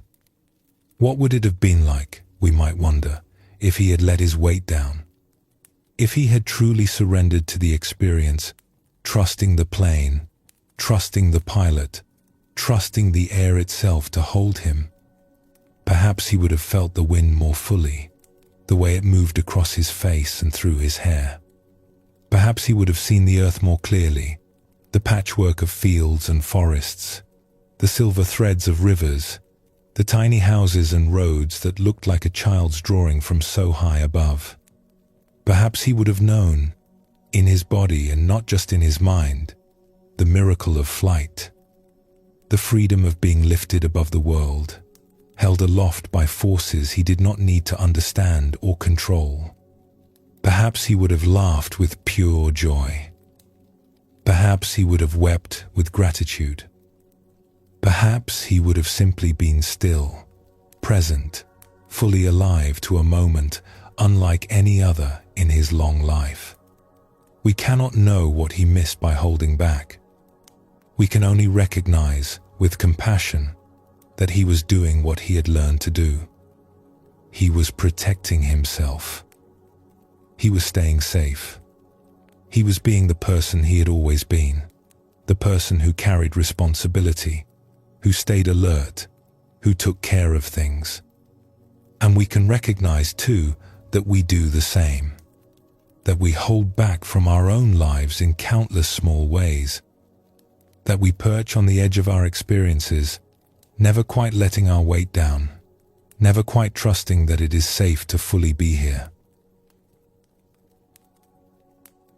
The invitation of the spiritual path is to learn something different, not to become careless or irresponsible, not to abandon our duties or neglect the things that need our attention, but to discover that we can be present, fully present, and still take care of what needs to be taken care of, that we can let our weight down and still respond to what life asks of us. In fact, the teachers tell us we respond better when we are fully present. We see more clearly. We act more wisely. We meet each moment with the freshness and attention it deserves, rather than reacting from old habits and automatic patterns. The Buddha taught that mindfulness, full presence in the current moment, is the foundation of the entire path. It is not one practice among many. It is the ground on which everything else rests. Without presence, we are like someone trying to tend a garden in the dark. We might do some good, but we will also miss much of what needs our attention. With presence, everything changes. The garden is illuminated. We can see what is growing and what needs tending. We can respond to what is actually here, rather than to our ideas about what should be here. There is a story from the Zen tradition about a student who came to a master seeking enlightenment. "Please," the student said, "teach me the way to liberation." The master looked at the student kindly. "Have you eaten your breakfast?" he asked. The student was confused by this question, but he answered honestly, "Yes, I have eaten." "Then wash your bowl," the master said. And in that moment, according to the story, the student was awakened. What does this simple exchange teach us?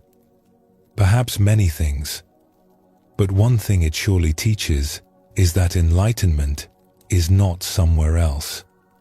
It is not a special state to be achieved through heroic effort. It is here, in the ordinary moments of daily life. Eating breakfast, washing a bowl, letting our weight down into the simple activity of this moment. We are always looking for something more, something special, something that will finally bring us the peace we seek. But peace is not waiting for us at the end of some long journey. Peace is here, in the full presence to whatever is happening now, in the willingness to let our weight down, to stop holding back, to be completely where we are. As we rest here together, consider this possibility. What if you did not have to hold anything up right now? What if you could let go of all the effort, all the vigilance, all the bracing against what might happen? What if, just for these few moments, you could let your weight down completely? You do not have to solve anything. You do not have to figure anything out. You do not have to prepare for tomorrow or review yesterday. You can simply be here, resting, supported by whatever surface holds you. The ground is there. The chair, the bed, the floor, whatever it has been holding you all along. You do not have to help it. You do not have to hold yourself up. You can let go, and you will still be held. This is what the old man could not quite trust, up there in the airplane. But you can trust it now. You can let your body know, through this very moment of rest, that it is safe to soften, safe to release, safe to let the weight down. The Buddha said, "Peace comes from within. Do not seek it without." And peace is available right now, not because your circumstances are perfect, not because you have solved all your problems, but because you are willing to be here, fully, without holding back. The teachers sometimes say that awakening is not about adding something to who you are. It is about removing the barriers to what is already present. We are already whole. We are already at peace. We are already held by something vast and loving and utterly reliable. But we have forgotten this. We have covered it over with layers of worry and effort and self-protection. We have been holding ourselves up so long that we have forgotten what it feels like to rest. Letting our weight down is not an achievement. It is a release. It is the falling away of everything that is not essential. And what remains, when all the holding falls away, is simply this moment, this breath, this awareness, this peace. Let's pause for a moment. Let these words settle into you like stones sinking gently through clear water. And when you are ready, we will continue our journey together, exploring how we can change our sense of who we are, from the small self that worries and strives, to the vast awareness that holds it all.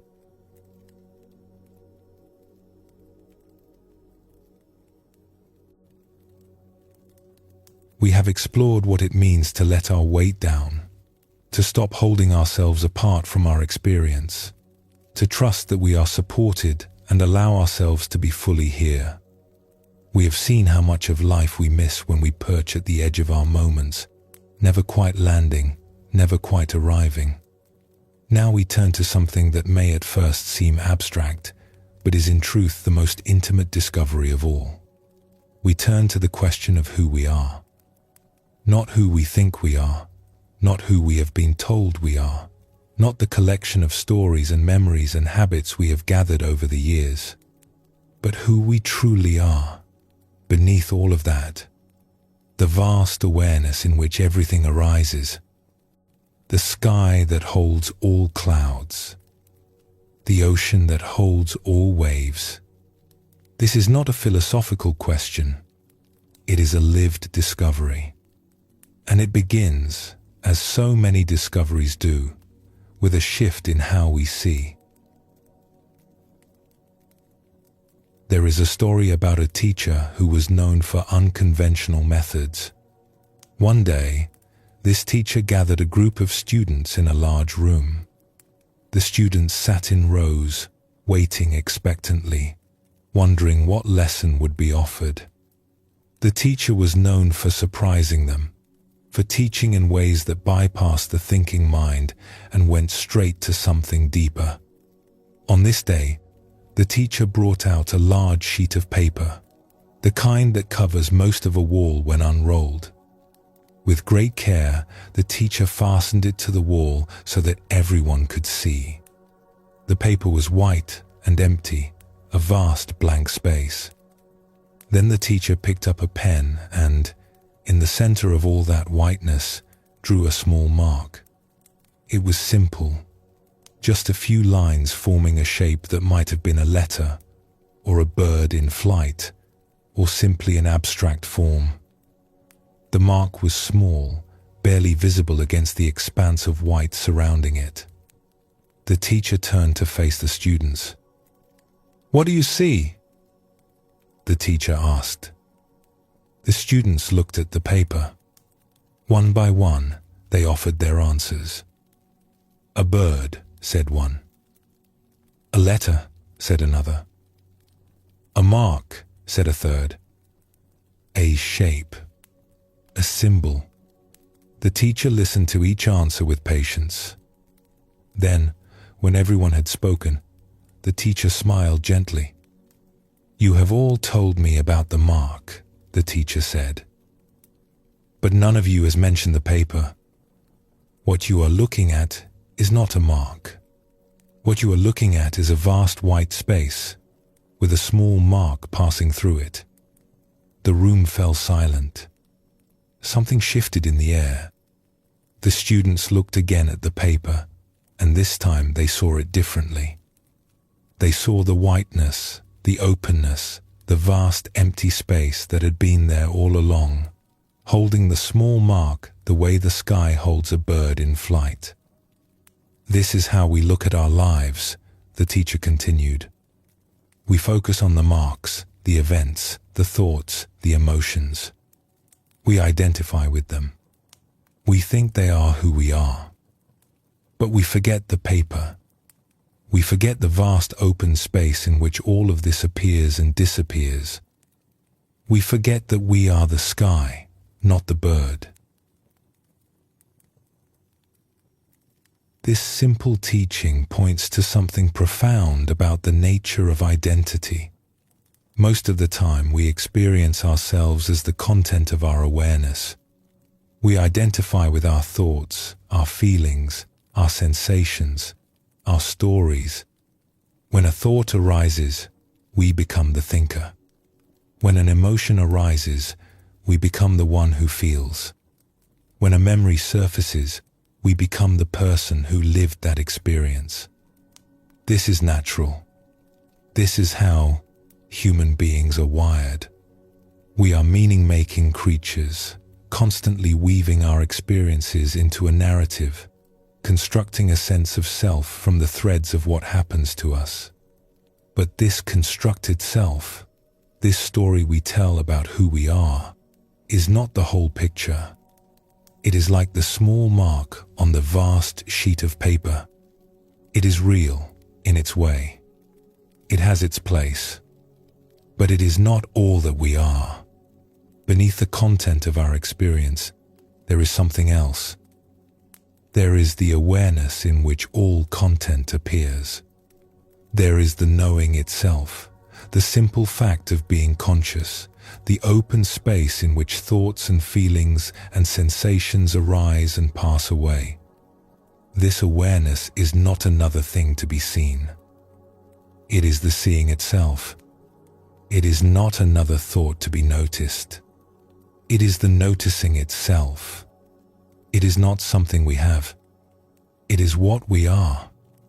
The Buddha pointed to this when he taught about the nature of mind. He said that mind is like space, open and boundless, able to contain anything without being stained or diminished by it. Clouds pass through the sky, but the sky remains unchanged. Thoughts pass through awareness, but awareness remains clear, open, untouched. In the sky, there is no distinction of east and west, the Buddha taught. People create distinctions out of their own minds and then believe them to be true. The distinctions we create, the identities we construct, the stories we tell about ourselves, these are like lines drawn on water. They appear for a moment, they seem real, and then they dissolve. But the water remains. The awareness remains. The vast open space of our true nature remains, unchanged by anything that passes through it. When we begin to recognize this, something remarkable happens. The things that seem so solid, so important, so defining, begin to loosen their grip. The thoughts that felt like the whole of our reality reveal themselves to be just thoughts, passing through. The emotions that seem to swallow us whole reveal themselves to be just emotions, waves in the ocean of awareness. The story of who we are, with all its dramas and tragedies and triumphs, reveals itself to be just a story, one possible narrative among many. This is not a rejection of our experience. It is not a dismissal of what we feel or think or remember. It is simply a widening of perspective. We see that there is more to us than what passes through. We see that we are the space in which everything appears, not just the appearances themselves. The Zen masters called this recognition seeing your true nature, or knowing your original face. They said it was like waking up from a dream. In the dream, everything seems so real, so urgent, so important. But when we wake, we see that it was all a play of mind, images arising and dissolving in the space of awareness. This does not mean that life is meaningless or that nothing matters. Quite the opposite. When we recognize our true nature, life becomes more vivid, more precious, more alive. Because we are no longer clinging to our experiences, trying to hold on to the pleasant ones and push away the unpleasant ones, we can meet each moment freshly, openly, with the wonder of a child seeing the world for the first time. There is a saying that sometimes appears in spiritual teachings: angels can fly because they take themselves lightly. This is a playful way of pointing to what happens when we stop taking our thoughts and stories so seriously. When we stop believing that we are the small mark on the paper and remember that we are the vast white space, something lightens. The heaviness we have been carrying, the weight of all our worries and identities and self-definitions, begins to lift. This does not mean we become irresponsible or careless. It does not mean we stop caring about things or stop showing up for our lives. It means we hold everything a little more lightly.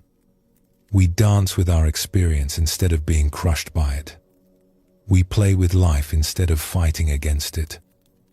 The great Zen teacher Shunryu Suzuki captured this beautifully when he said, "In the beginner's mind, there are many possibilities, but in the expert's mind, there are few." When we think we know who we are, when we have become experts on ourselves, we limit our possibilities. We see only what fits the story we have constructed. We miss the vastness that we actually are. But when we approach ourselves with beginner's mind, with fresh eyes, with the openness of someone who does not already know the answer, everything becomes possible.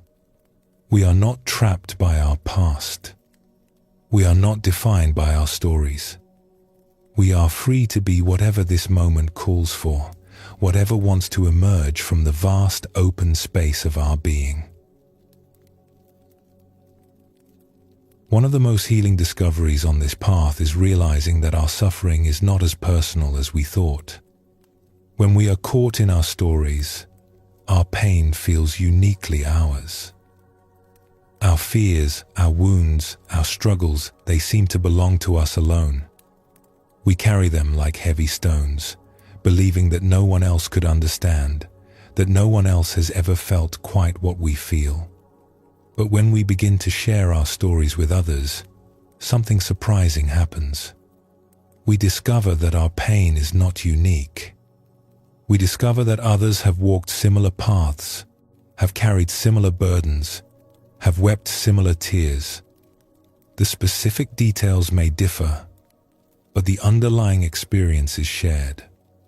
Loneliness, fear, grief, confusion, the longing to be loved, the fear of being rejected, these are not personal problems. They are part of being human. In many traditions, there are circles where people gather to share their experiences. They sit together, often in a simple space, and one by one they speak their truth. They tell their stories, not to receive advice or to be fixed, but simply to be heard. And in the hearing, something transforms. The story that seemed so heavy when carried alone becomes lighter when witnessed by others. The pain that seemed so isolating becomes a bridge of connection. We see ourselves in each other's faces. We recognize our own struggles in each other's words. And slowly, the illusion of separation begins to dissolve. This is why the Buddha emphasized community, what he called Sangha, as one of the 3 treasures of the path. We need each other, not because we are weak, but because we are human. We heal in relationship. We wake up in connection. We remember who we truly are by seeing ourselves reflected in the eyes of others. There is another aspect to this recognition of our true nature, and it has to do with the heart. When we see that we are the vast open space of awareness, we might think this would make us detached, distant, uninvolved with the play of life. But the opposite is true. When we recognize our boundless nature, the heart naturally opens. Compassion arises not as an effort but as a response. We feel connected to all beings because we see that, in truth, we are not separate from them. An ancient Zen master taught about this unity of awareness and love.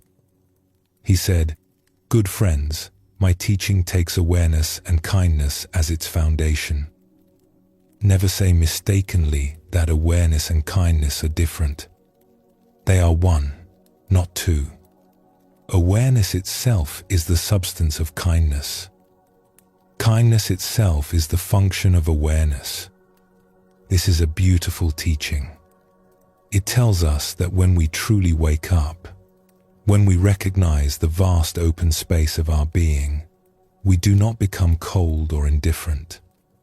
We become more loving, not less. Because awareness and kindness are not separate.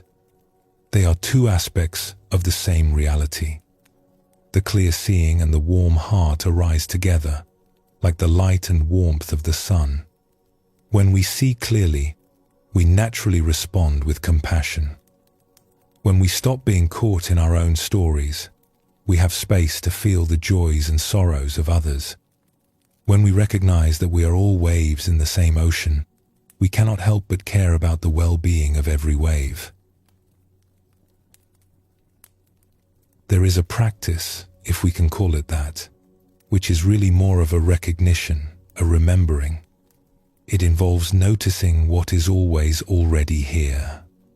Right now, as you rest and listen to these words, there is awareness. There is the simple fact of being conscious, of knowing that experience is happening. This awareness is not something you have to create or achieve. It is already present. It is what allows you to hear these words, to feel your body, to notice whatever is arising in this moment. This awareness has always been here. It was here when you were a child, looking at the world with wonder. It was here during your happiest moments and your most difficult ones, and it will be here tonight when you fall asleep. It does not come and go. It is the constant background, the unchanging presence in which all the changing experiences of your life appear. You do not have to do anything to find this awareness. You only have to notice that it is already here. You only have to turn your attention gently back to the one who is aware. Not to any particular experience, but to the experiencing itself. Not to the content of consciousness, but to consciousness itself. This is what the teacher meant when pointing to the paper instead of the mark. The mark comes and goes, but the paper is always there. The thoughts and feelings come and go, but the awareness that knows them is always here. You are that awareness. You have always been that awareness. You will always be that awareness. Everything else is just weather passing through the sky. When we rest in this recognition, the whole quality of experience changes. We still have thoughts, but we are not lost in them. We still have emotions, but we are not overwhelmed by them.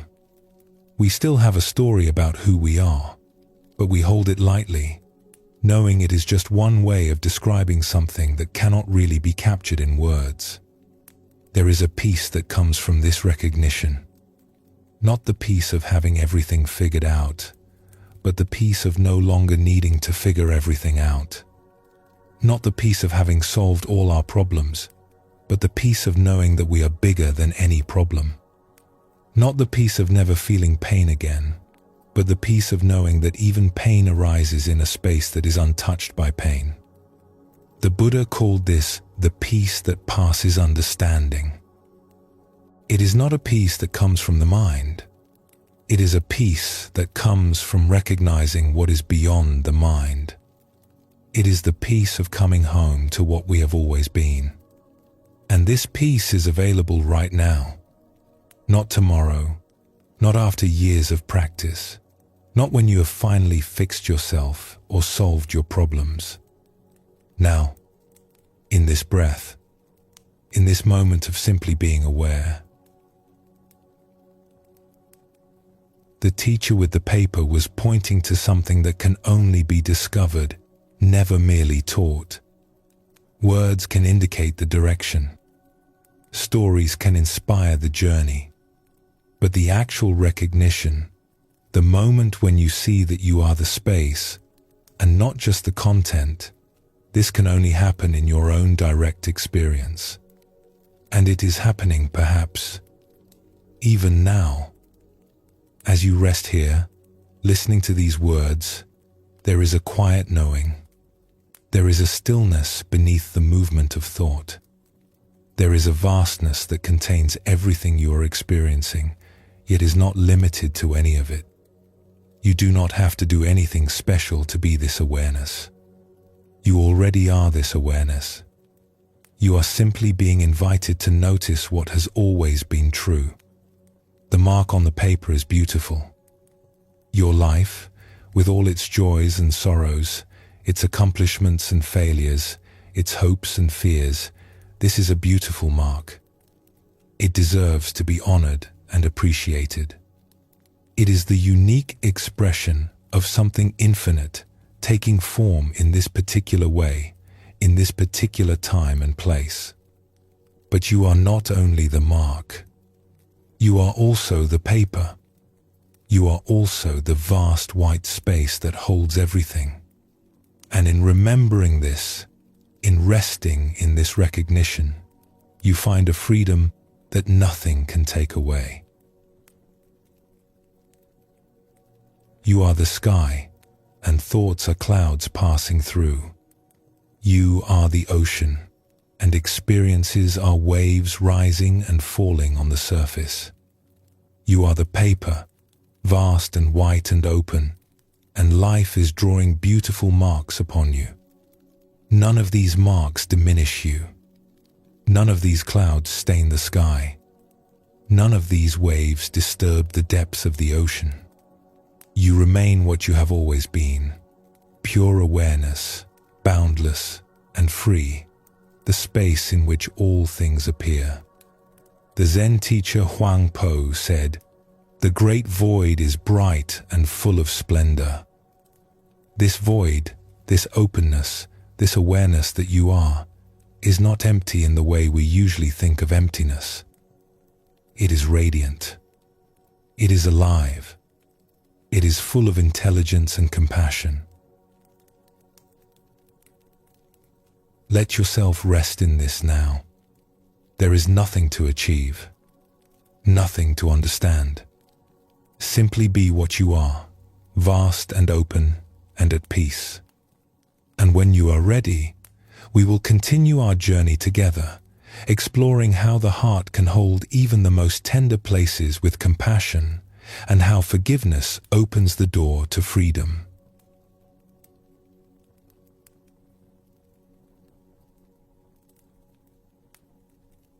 We have traveled far together on this journey. We have explored the nature of thought and the gifts we miss when we are lost in the mind. We have traced the roots of fear back to childhood and discovered how we might hold ourselves with greater kindness. We have learned what it means to let our weight down, to truly arrive in our experience. And we have glimpsed our vast nature, the sky in which all clouds pass, the ocean in which all waves arise. Now, we turn to the heart. Not the heart as an organ, pumping blood through the body, though that too is miraculous, but the heart as a capacity, The heart as the place where we meet life with tenderness. The heart as the space that can hold even what seems too large, too painful, too overwhelming to bear. This is perhaps the most important discovery of all. For it is the heart that transforms understanding into wisdom. It is the heart that turns insight into freedom. It is the heart that allows us to be fully human, fully alive, fully present to both the beauty and the sorrow of this precious existence. There is a question that arises naturally as we walk this path. What do we do when the pain is too much? What do we do when grief or fear or regret swells so large that our heart seems too small to contain it? What do we do when we have touched the vastness of awareness, yet still find ourselves overwhelmed by the intensity of what we feel? This is an honest question, and it deserves an honest answer. The truth is that sometimes our own heart does feel too small. Sometimes the waves are so large that even knowing we are the ocean does not seem to help. Sometimes we need something more than our own resources. Sometimes we need to rest in a heart larger than our own. The Buddhist tradition speaks of this with great tenderness. It offers the image of resting in the heart of compassion itself. Not our personal compassion, which may be exhausted or overwhelmed, but the boundless compassion that holds all beings, that has always held all beings, that will never cease holding all beings.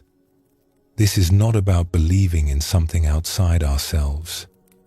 It is about recognizing that compassion is woven into the fabric of reality. It is about trusting that we are held, even when we cannot feel it. It is about letting ourselves be loved, even when we have forgotten how. There is a story about a wise teacher who wanted to show two students something important about the nature of awareness and connection. The teacher called the two students to come and gave each of them a chicken. The chickens were alive and healthy, clucking softly, their feathers warm in the students' hands. "I want you to do something for me," the teacher said. "Take your chicken and find a place where no one can see you. When you are certain that no one is watching, release the chicken and return to me." The first student nodded and walked away. He went behind a nearby building, looked around to make sure no one was there, released his chicken, and returned to the teacher within a few minutes. "Done," he said. "No one saw me." The teacher nodded and waited for the second student to return. Hours passed. The sun moved across the sky. Evening came, and still the second student had not returned. Finally, as the stars were beginning to appear, the second student walked slowly back to the teacher. He was still carrying his chicken. "I could not do it," he said quietly. "I walked and walked, looking for a place where no one could see.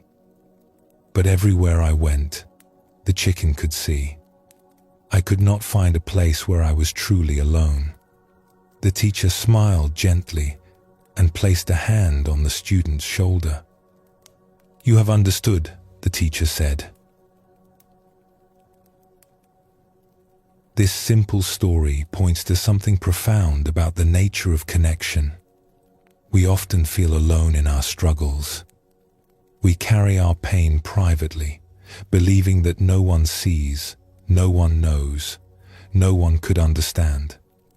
We hide our fears and regrets in the dark corners of our being, hoping they will stay hidden, hoping we will never have to face them. But the truth is that we are never truly alone. We are always seen, always witnessed, always held in a web of connection that extends far beyond what our ordinary eyes can perceive. The chicken sees. The trees see. The sky sees. the vast awareness that is the ground of all being sees.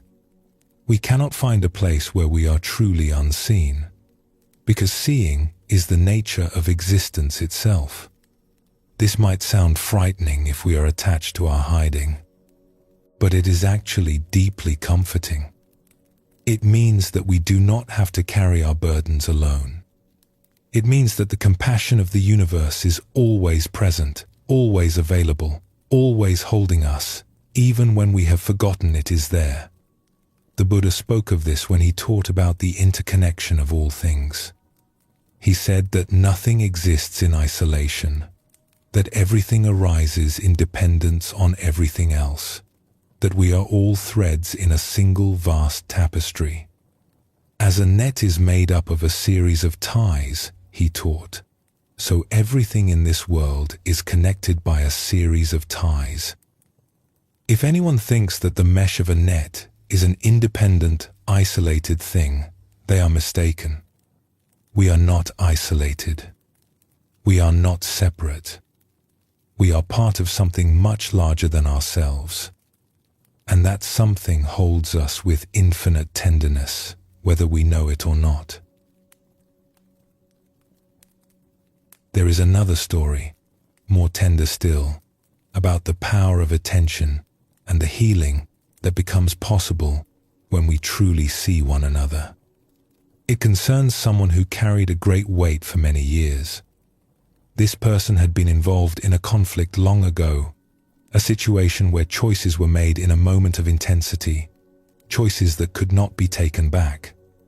The details of what happened do not matter for our purposes. What matters is that this person carried the weight of that moment for decades. It lived in them like a stone, heavy and cold, never warming, never dissolving. They tried to forget. They tried to move on. They built a life, raised a family, did good work in the world. But the weight remained. It was there when they woke in the morning and when they lay down at night. It colored everything, a shadow that would not lift. What they carried most heavily was not just the memory of what had happened, but the face of another person involved. A face that had looked at them in that intense moment. A face that had shown something, perhaps fear, perhaps understanding, perhaps a wordless communication that passed between two beings in a single heartbeat. This person kept a photograph. They had carried it for years, looking at it sometimes, wondering, grieving, unable to let go and unable to find peace. And then one day, after many years, they wrote a letter. The letter was addressed to the one whose face they had carried. It was a letter of acknowledgement, of sorrow, of asking for something that might not be possible to give.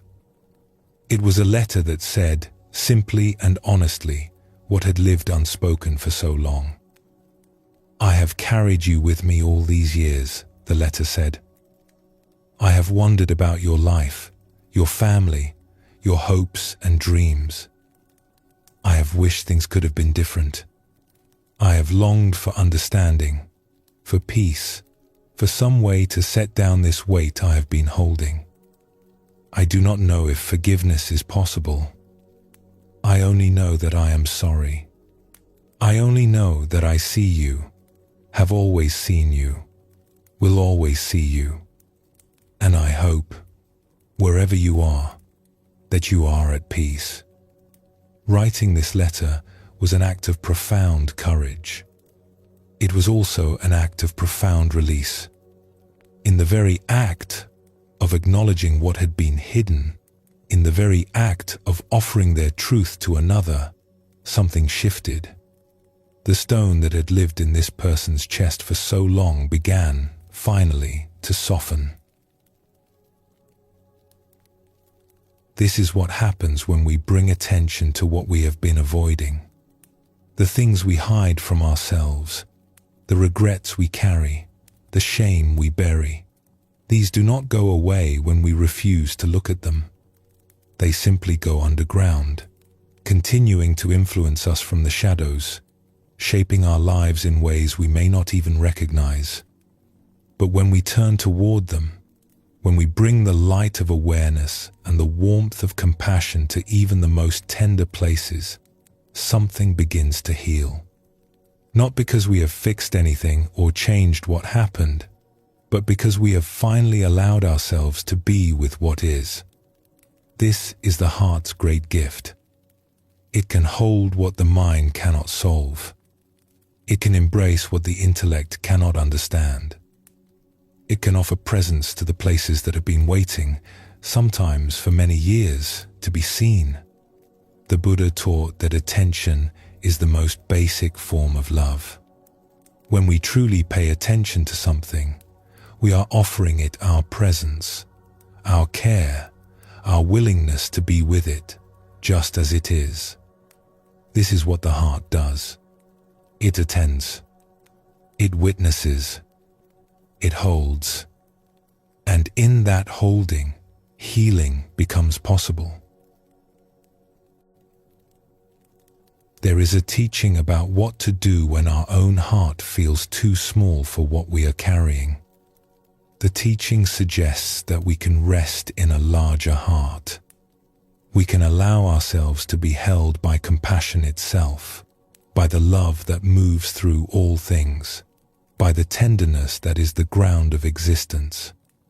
One way to do this is through imagination, though it is more than imagination. We can picture ourselves held in the embrace of something vast and loving. It might appear as a figure of compassion, a bodhisattva or a saint, or simply a presence of pure love. It might appear as light, warm and golden, surrounding and permeating our being. It might appear as simply a feeling, a sense of being held, supported, loved without condition. When we allow ourselves to rest in this larger embrace, something remarkable happens. Our own capacity for compassion begins to reawaken. It is as if the love we receive from outside reconnects us with the love that lives within. The heart that felt too small begins to expand. The walls we had built around our pain begin to soften. This is not weakness. This is wisdom. It is the wisdom of knowing that we do not have to do everything alone. It is the wisdom of receiving as well as giving. It is the wisdom of letting ourselves be loved so that we can love more fully. The great teacher, Thich Nhat Hanh, spoke of this when he taught about compassion for ourselves. He suggested that we can hold our own suffering the way a mother holds a crying child. Not trying to stop the crying, not judging the child for being upset, but simply offering presence, warmth, care. Darling, I am here for you, we can say to our own pain. I see you. I'm not going to leave you. You are safe. This is not a technique. It is a way of being. It is the natural response of a heart that has remembered its true nature. The poet Rumi wrote often about the heart and its capacity to hold all things. In one of his most beautiful verses, he offered guidance for those moments when we feel lost, when we feel far from peace, when we feel unable to find our way. Look as long as you can at the friend you love, he wrote. No matter whether that friend is moving away from you or coming back toward you, the friend he speaks of is not just a human friend, though it includes that. The friend is love itself. The friend is awareness itself. The friend is the vast, compassionate presence that holds all beings, that has never left us, that is always available if we will only turn toward it. Sometimes this friend seems to be moving away. Sometimes we feel abandoned by life, by love, by everything we thought we could count on. In those moments, Rumi says, keep looking. Do not turn away. Do not give up. Keep your attention on what matters most. And sometimes the friend seems to be coming back toward us. Sometimes grace floods in unexpectedly, filling us with a peace we did not earn and cannot explain. In those moments too, Rumi says, keep looking. Receive what is being offered. Let yourself be found. This is the practice of the heart, if we can call it a practice. It is simply the willingness to stay present to love, whether love seems close or far. It is the willingness to keep facing life with tenderness, even when life feels harsh. It is the willingness to trust that we are held, even when we cannot feel the arms around us. As we near the end of this journey together, let us gather the threads of what we have explored. We began with the story of 3 fish, and the discovery that the small, familiar lake is not the whole of reality, that there is an ocean vast beyond imagining waiting for us to find our way home. We explored the sticky nature of thought and saw how the mind spins its webs of worry and planning, trying to find safety in a world that feels uncertain. We discovered how much we miss when we are lost in thought, how many gifts life offers that we cannot receive when our hands are full of worry. We traced the roots of fear back to childhood and found compassion for the small one within us, who learned, so long ago, how to respond to the unknown. We learned what it means to let our weight down, to stop holding ourselves apart from experience, to trust that we are supported and finally, fully, arrive. We glimpsed our true nature as the vast open space of awareness, the sky in which all clouds pass, the paper on which all marks are made. All of these discoveries are really one discovery. They are all pointing to the same truth, seen from different angles.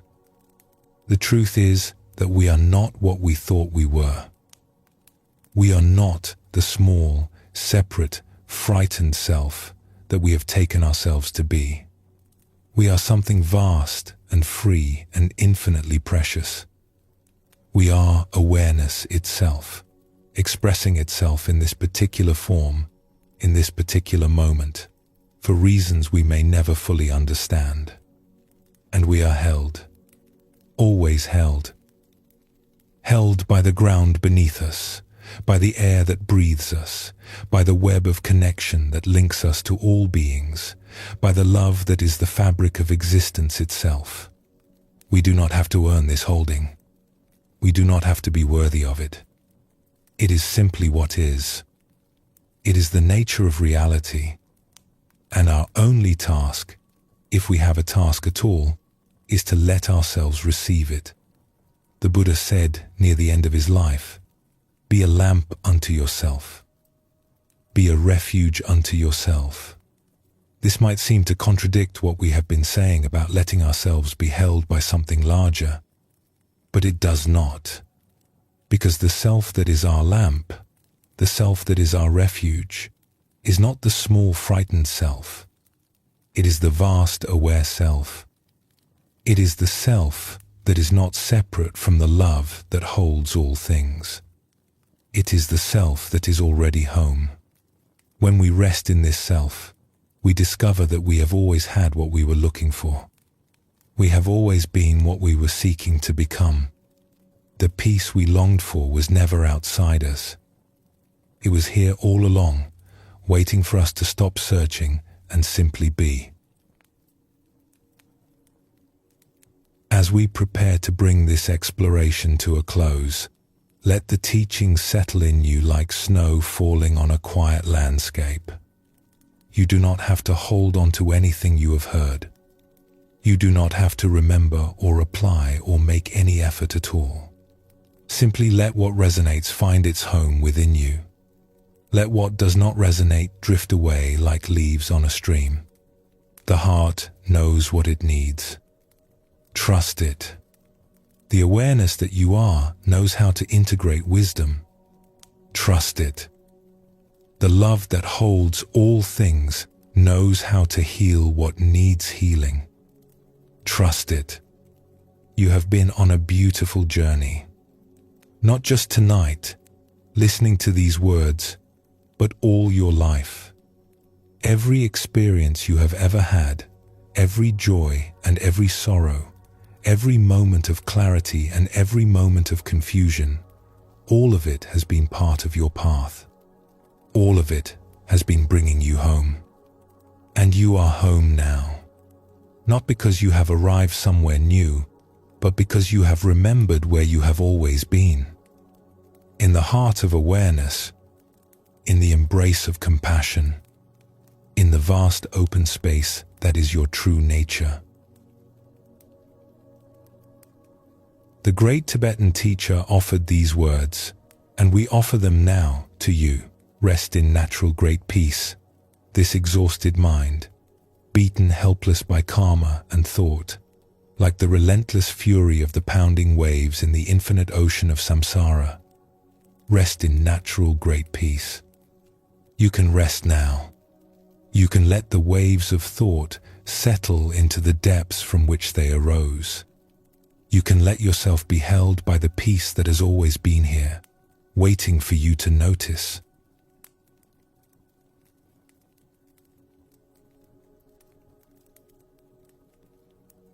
We have journeyed through profound territory together.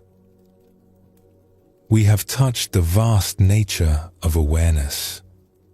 We have discovered the heart's capacity to hold all things.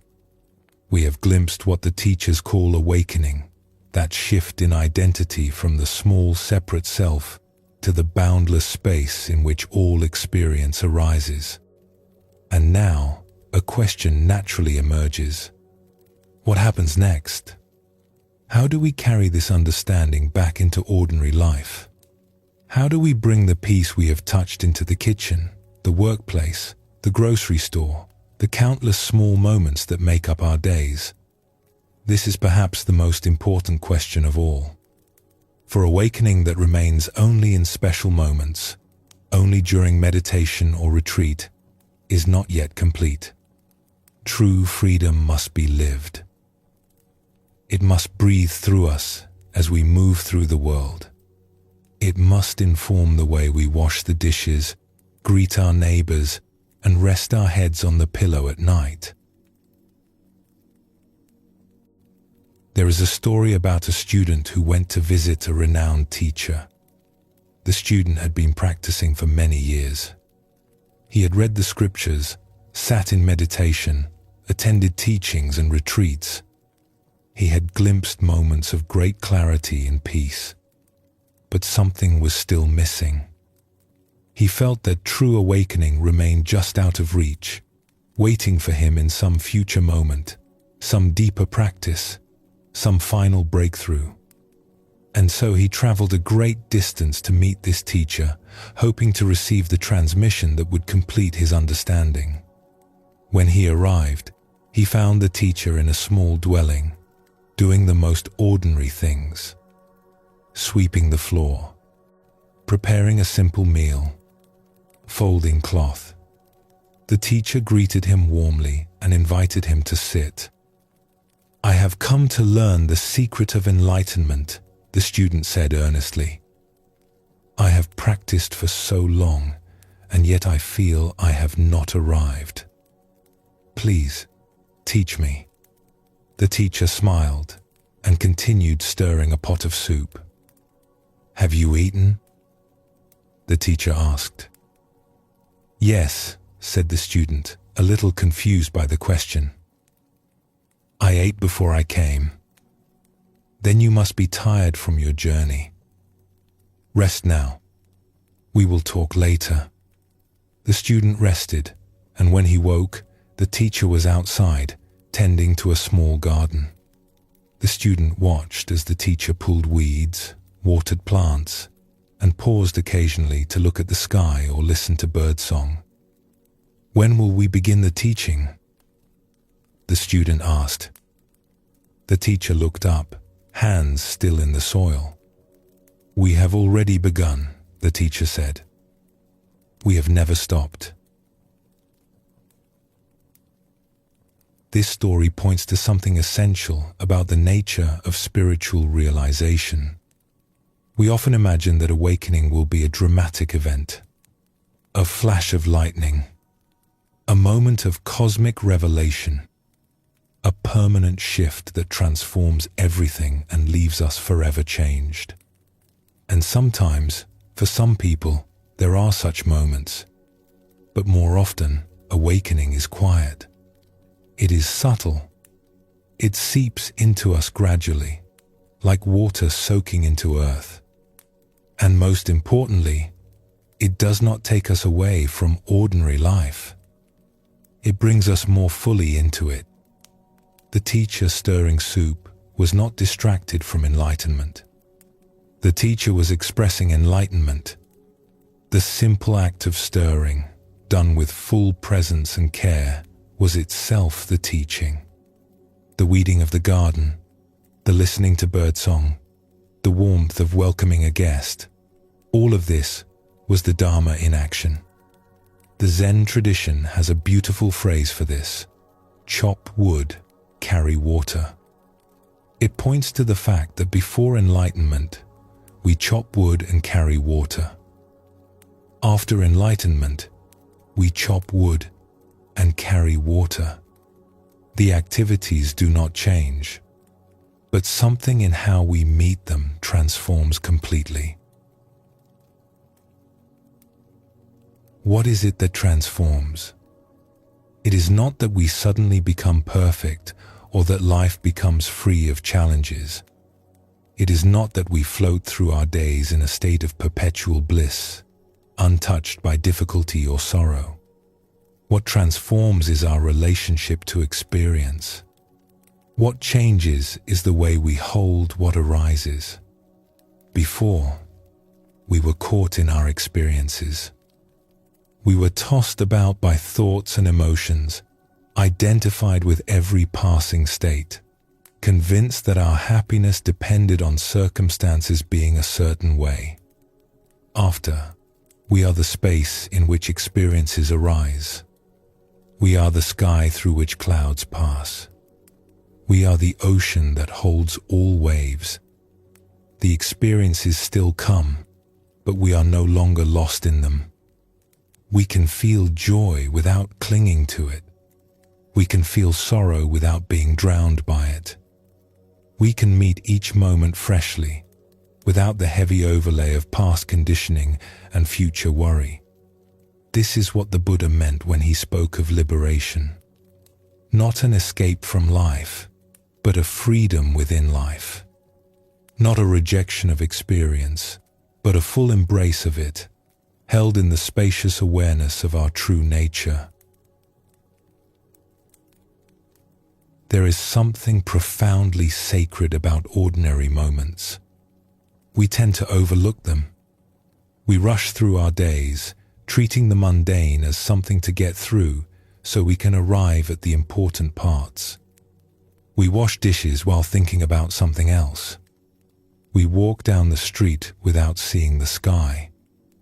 We eat meals without tasting them, talk with friends without truly listening, move through our homes without noticing the light falling through windows. But every moment is the only moment. Every breath is the only breath. Every simple act, done with presence, is a doorway to the infinite. The great teacher Thich Nhat Hanh devoted much of his teaching to this understanding. He spoke of washing dishes as a form of meditation. He taught that when we wash a dish, we should just wash the dish, giving it our complete attention, feeling the warmth of the water, the smooth surface of the plate, the simple satisfaction of making something clean. While washing the dishes, he wrote, one should only be washing the dishes, which means that, while washing the dishes, one should be completely aware of the fact that one is washing the dishes. This might seem obvious. Of course, we know we are washing dishes when we wash dishes. But do we really? Or is the mind elsewhere, planning tomorrow, replaying yesterday, wishing we were doing something more interesting? When we truly wash dishes, when we are completely present to the act, something opens. The boundary between ourselves and the activity dissolves. There is no longer a separate self doing a task. There is only the flowing of water, the movement of hands, the simple arising of this moment in its fullness. This is meditation. This is presence. This is, in its own quiet way, enlightenment. The same is true for every activity. Walking can be a meditation. Eating can be a meditation. Listening to a friend can be a meditation. Even waiting in line, even sitting in traffic, even doing tasks we would rather not do, all of these can become doorways to presence if we meet them with awareness. There is a teaching that says we should treat every action as if it were our last. Not in a morbid way, but in the sense of giving it our full attention, our complete care. If this were the last dish you would ever wash, would you rush through it? If this were the last meal you would ever eat, would you swallow it without tasting? Life is always ending and always beginning. Each moment dies into the next.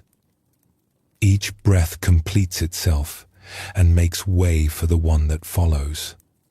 When we remember this, when we let the preciousness of each moment touch us, everything becomes vivid. Everything becomes worthy of our attention. Everything becomes sacred. The poet and teacher Mary Oliver captured this when she asked, "What is it you plan to do with your one wild and precious life?" The question is not about grand plans or great achievements. It is about this moment, this breath, this ordinary, extraordinary instant of being alive. There is a particular kind of freedom that comes from accepting the ordinary. So much of our suffering comes from wanting things to be different than they are. We want more excitement, more recognition, more proof that our lives are meaningful. We look at the simple reality of our days and find it lacking. We imagine that happiness is somewhere else, waiting for us in some future moment when circumstances finally arrange themselves properly. But happiness is not somewhere else. Peace is not waiting in the future. They are here, now, woven into the fabric of this very moment, available to anyone who stops long enough to notice. The Buddha taught about contentment as a great treasure. He said that those who are content have found true wealth, regardless of their external circumstances. Not because they have given up on life or stopped caring about things, but because they have learned to find fullness in what is present, rather than always reaching for what is absent. This is not passivity. It is not resignation. It is wisdom. It is the recognition that this moment, just as it is, contains everything we need. Not everything we want, perhaps, but everything we need to wake up, to be present, to be at peace. Let us explore a story about finding the sacred in the ordinary. There was once a person who lived a very simple life. They had no great accomplishments to speak of, no fame, no wealth. They lived in a small dwelling and spent their days in simple activities, cooking meals, tending a garden, walking in the nearby hills, sitting quietly in the evening as the light faded. Their neighbors sometimes wondered about this person. They seemed content, even happy, but their life appeared so unremarkable. What could they possibly find satisfying in such a quiet existence? One day, a visitor came to the village, someone searching for wisdom. They had heard that a wise person lived in this place, and they wanted to find them. "Where can I find the sage?" the visitor asked a villager. The villager shrugged. "There is no sage here. Just ordinary people living ordinary lives." But the visitor persisted, asking everyone they met. Finally, someone pointed to the small dwelling on the edge of the village. "There is a person who lives there," they said. "I do not know if they are wise, but there is something peaceful about them. Perhaps you could speak with them." The visitor went to the dwelling and found the person outside, hanging cloth to dry in the sun. They were doing this simple task with such care, such attention, that the visitor stopped and watched for a moment before speaking.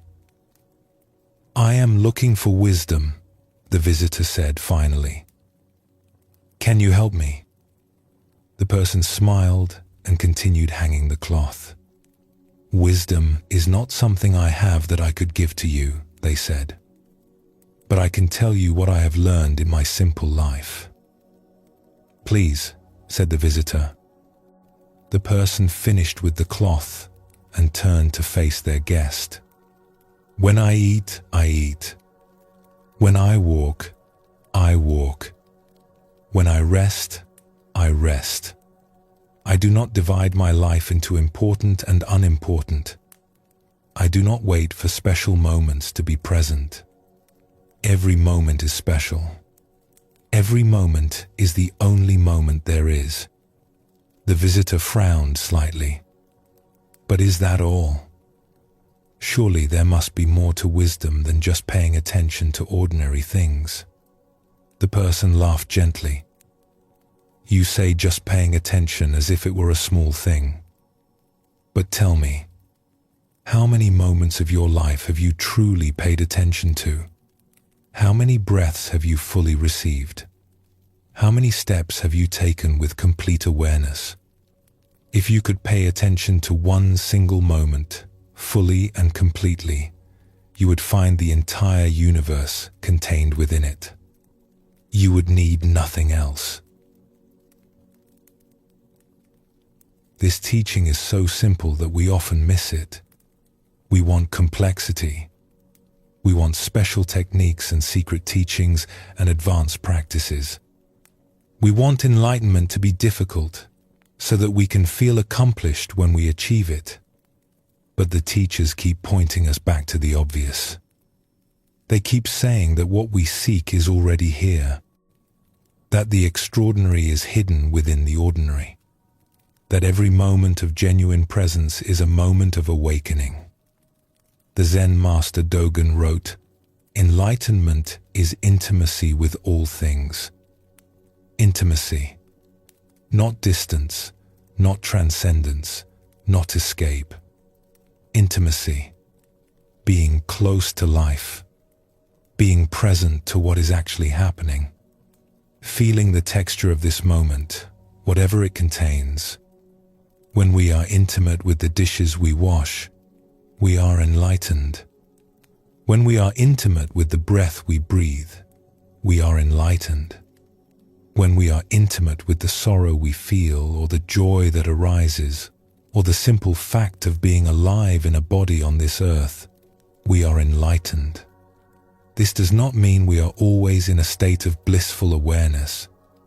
It does not mean we never get distracted or caught in thought or swept away by emotion.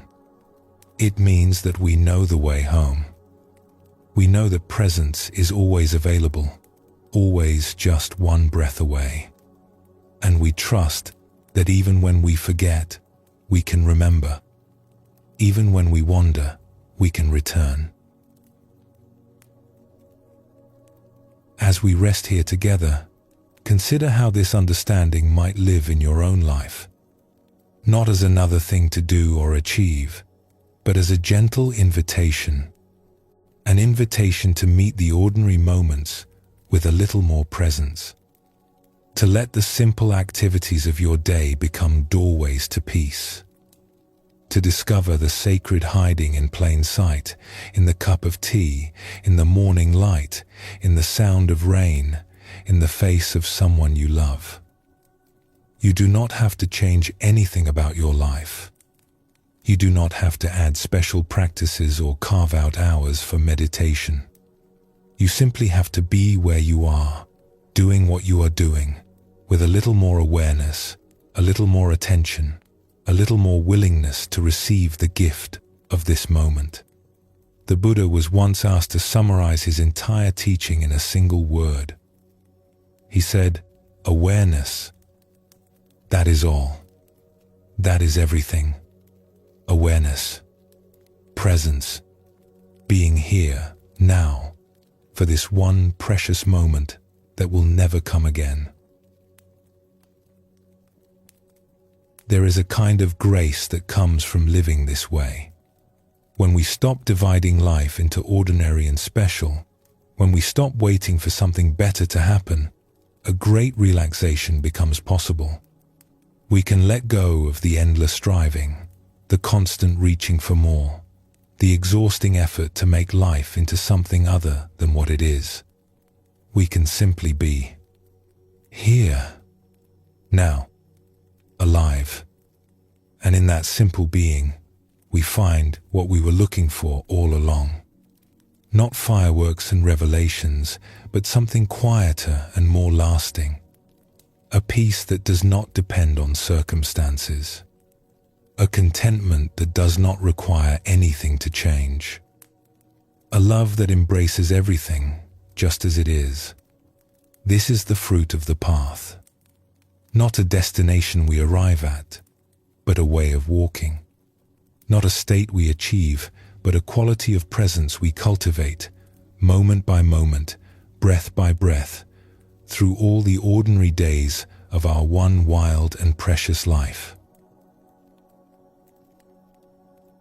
The teachers sometimes say that before awakening, mountains are mountains and rivers are rivers. During the process of awakening, mountains are no longer mountains and rivers are no longer rivers. Everything seems strange, unfamiliar, as the old way of seeing dissolves.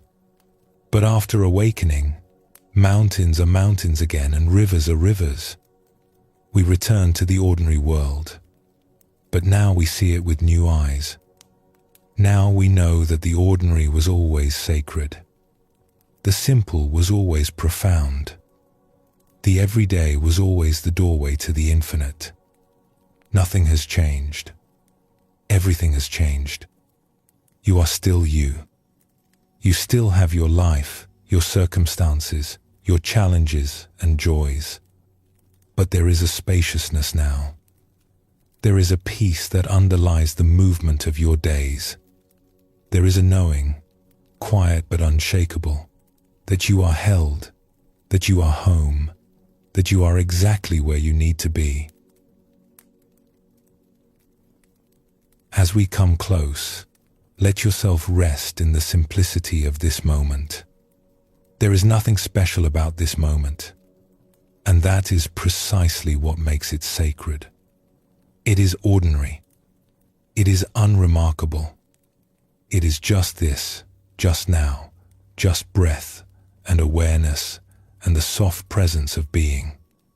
And it is enough. It has always been enough. It will always be enough. You do not have to seek extraordinary experiences. You do not have to travel to distant places or study with famous teachers or achieve special states of consciousness. Everything you need is here. Everything you seek is available in the next dish you wash, the next step you take, the next breath you receive. The great way is simple. It is right in front of you. It is the cup of tea growing cold beside you. It is the light falling through the window. It is the gentle rise and fall of your chest. It is this moment, and this one, and this one.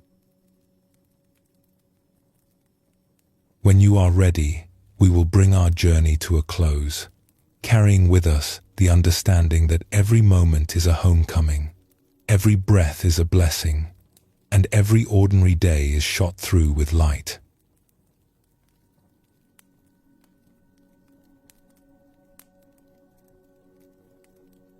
And so, dear listener, we come to the end of our journey together.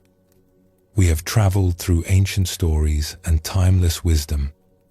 We have explored the nature of thought and the roots of fear. We have discovered what it means to let our weight down, to recognize our vast, true nature, and to hold even the most tender places with compassion.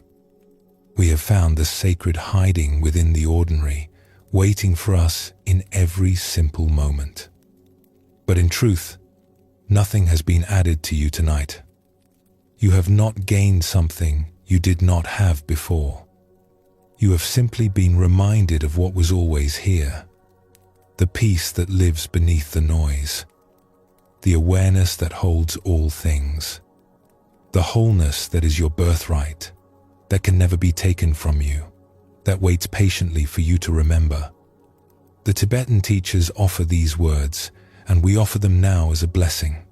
Rest in natural great peace, this exhausted mind, beaten helpless by karma and neurotic thought, like the relentless fury of the pounding waves in the infinite ocean of samsara. Rest in natural great peace. You can return to this rest whenever you need it. These teachings will be here. The ocean will be here. The sky will be here. And you, the vast awareness in which all experience arises, you will be here too, unchanged by whatever passes through. Thank you for walking this path with us. Thank you for your willingness to listen, to rest, to remember. May you know peace. May you know freedom. May you know the quiet joy of being fully alive. Sleep well, and thank you for joining us here at Sleepy Monk.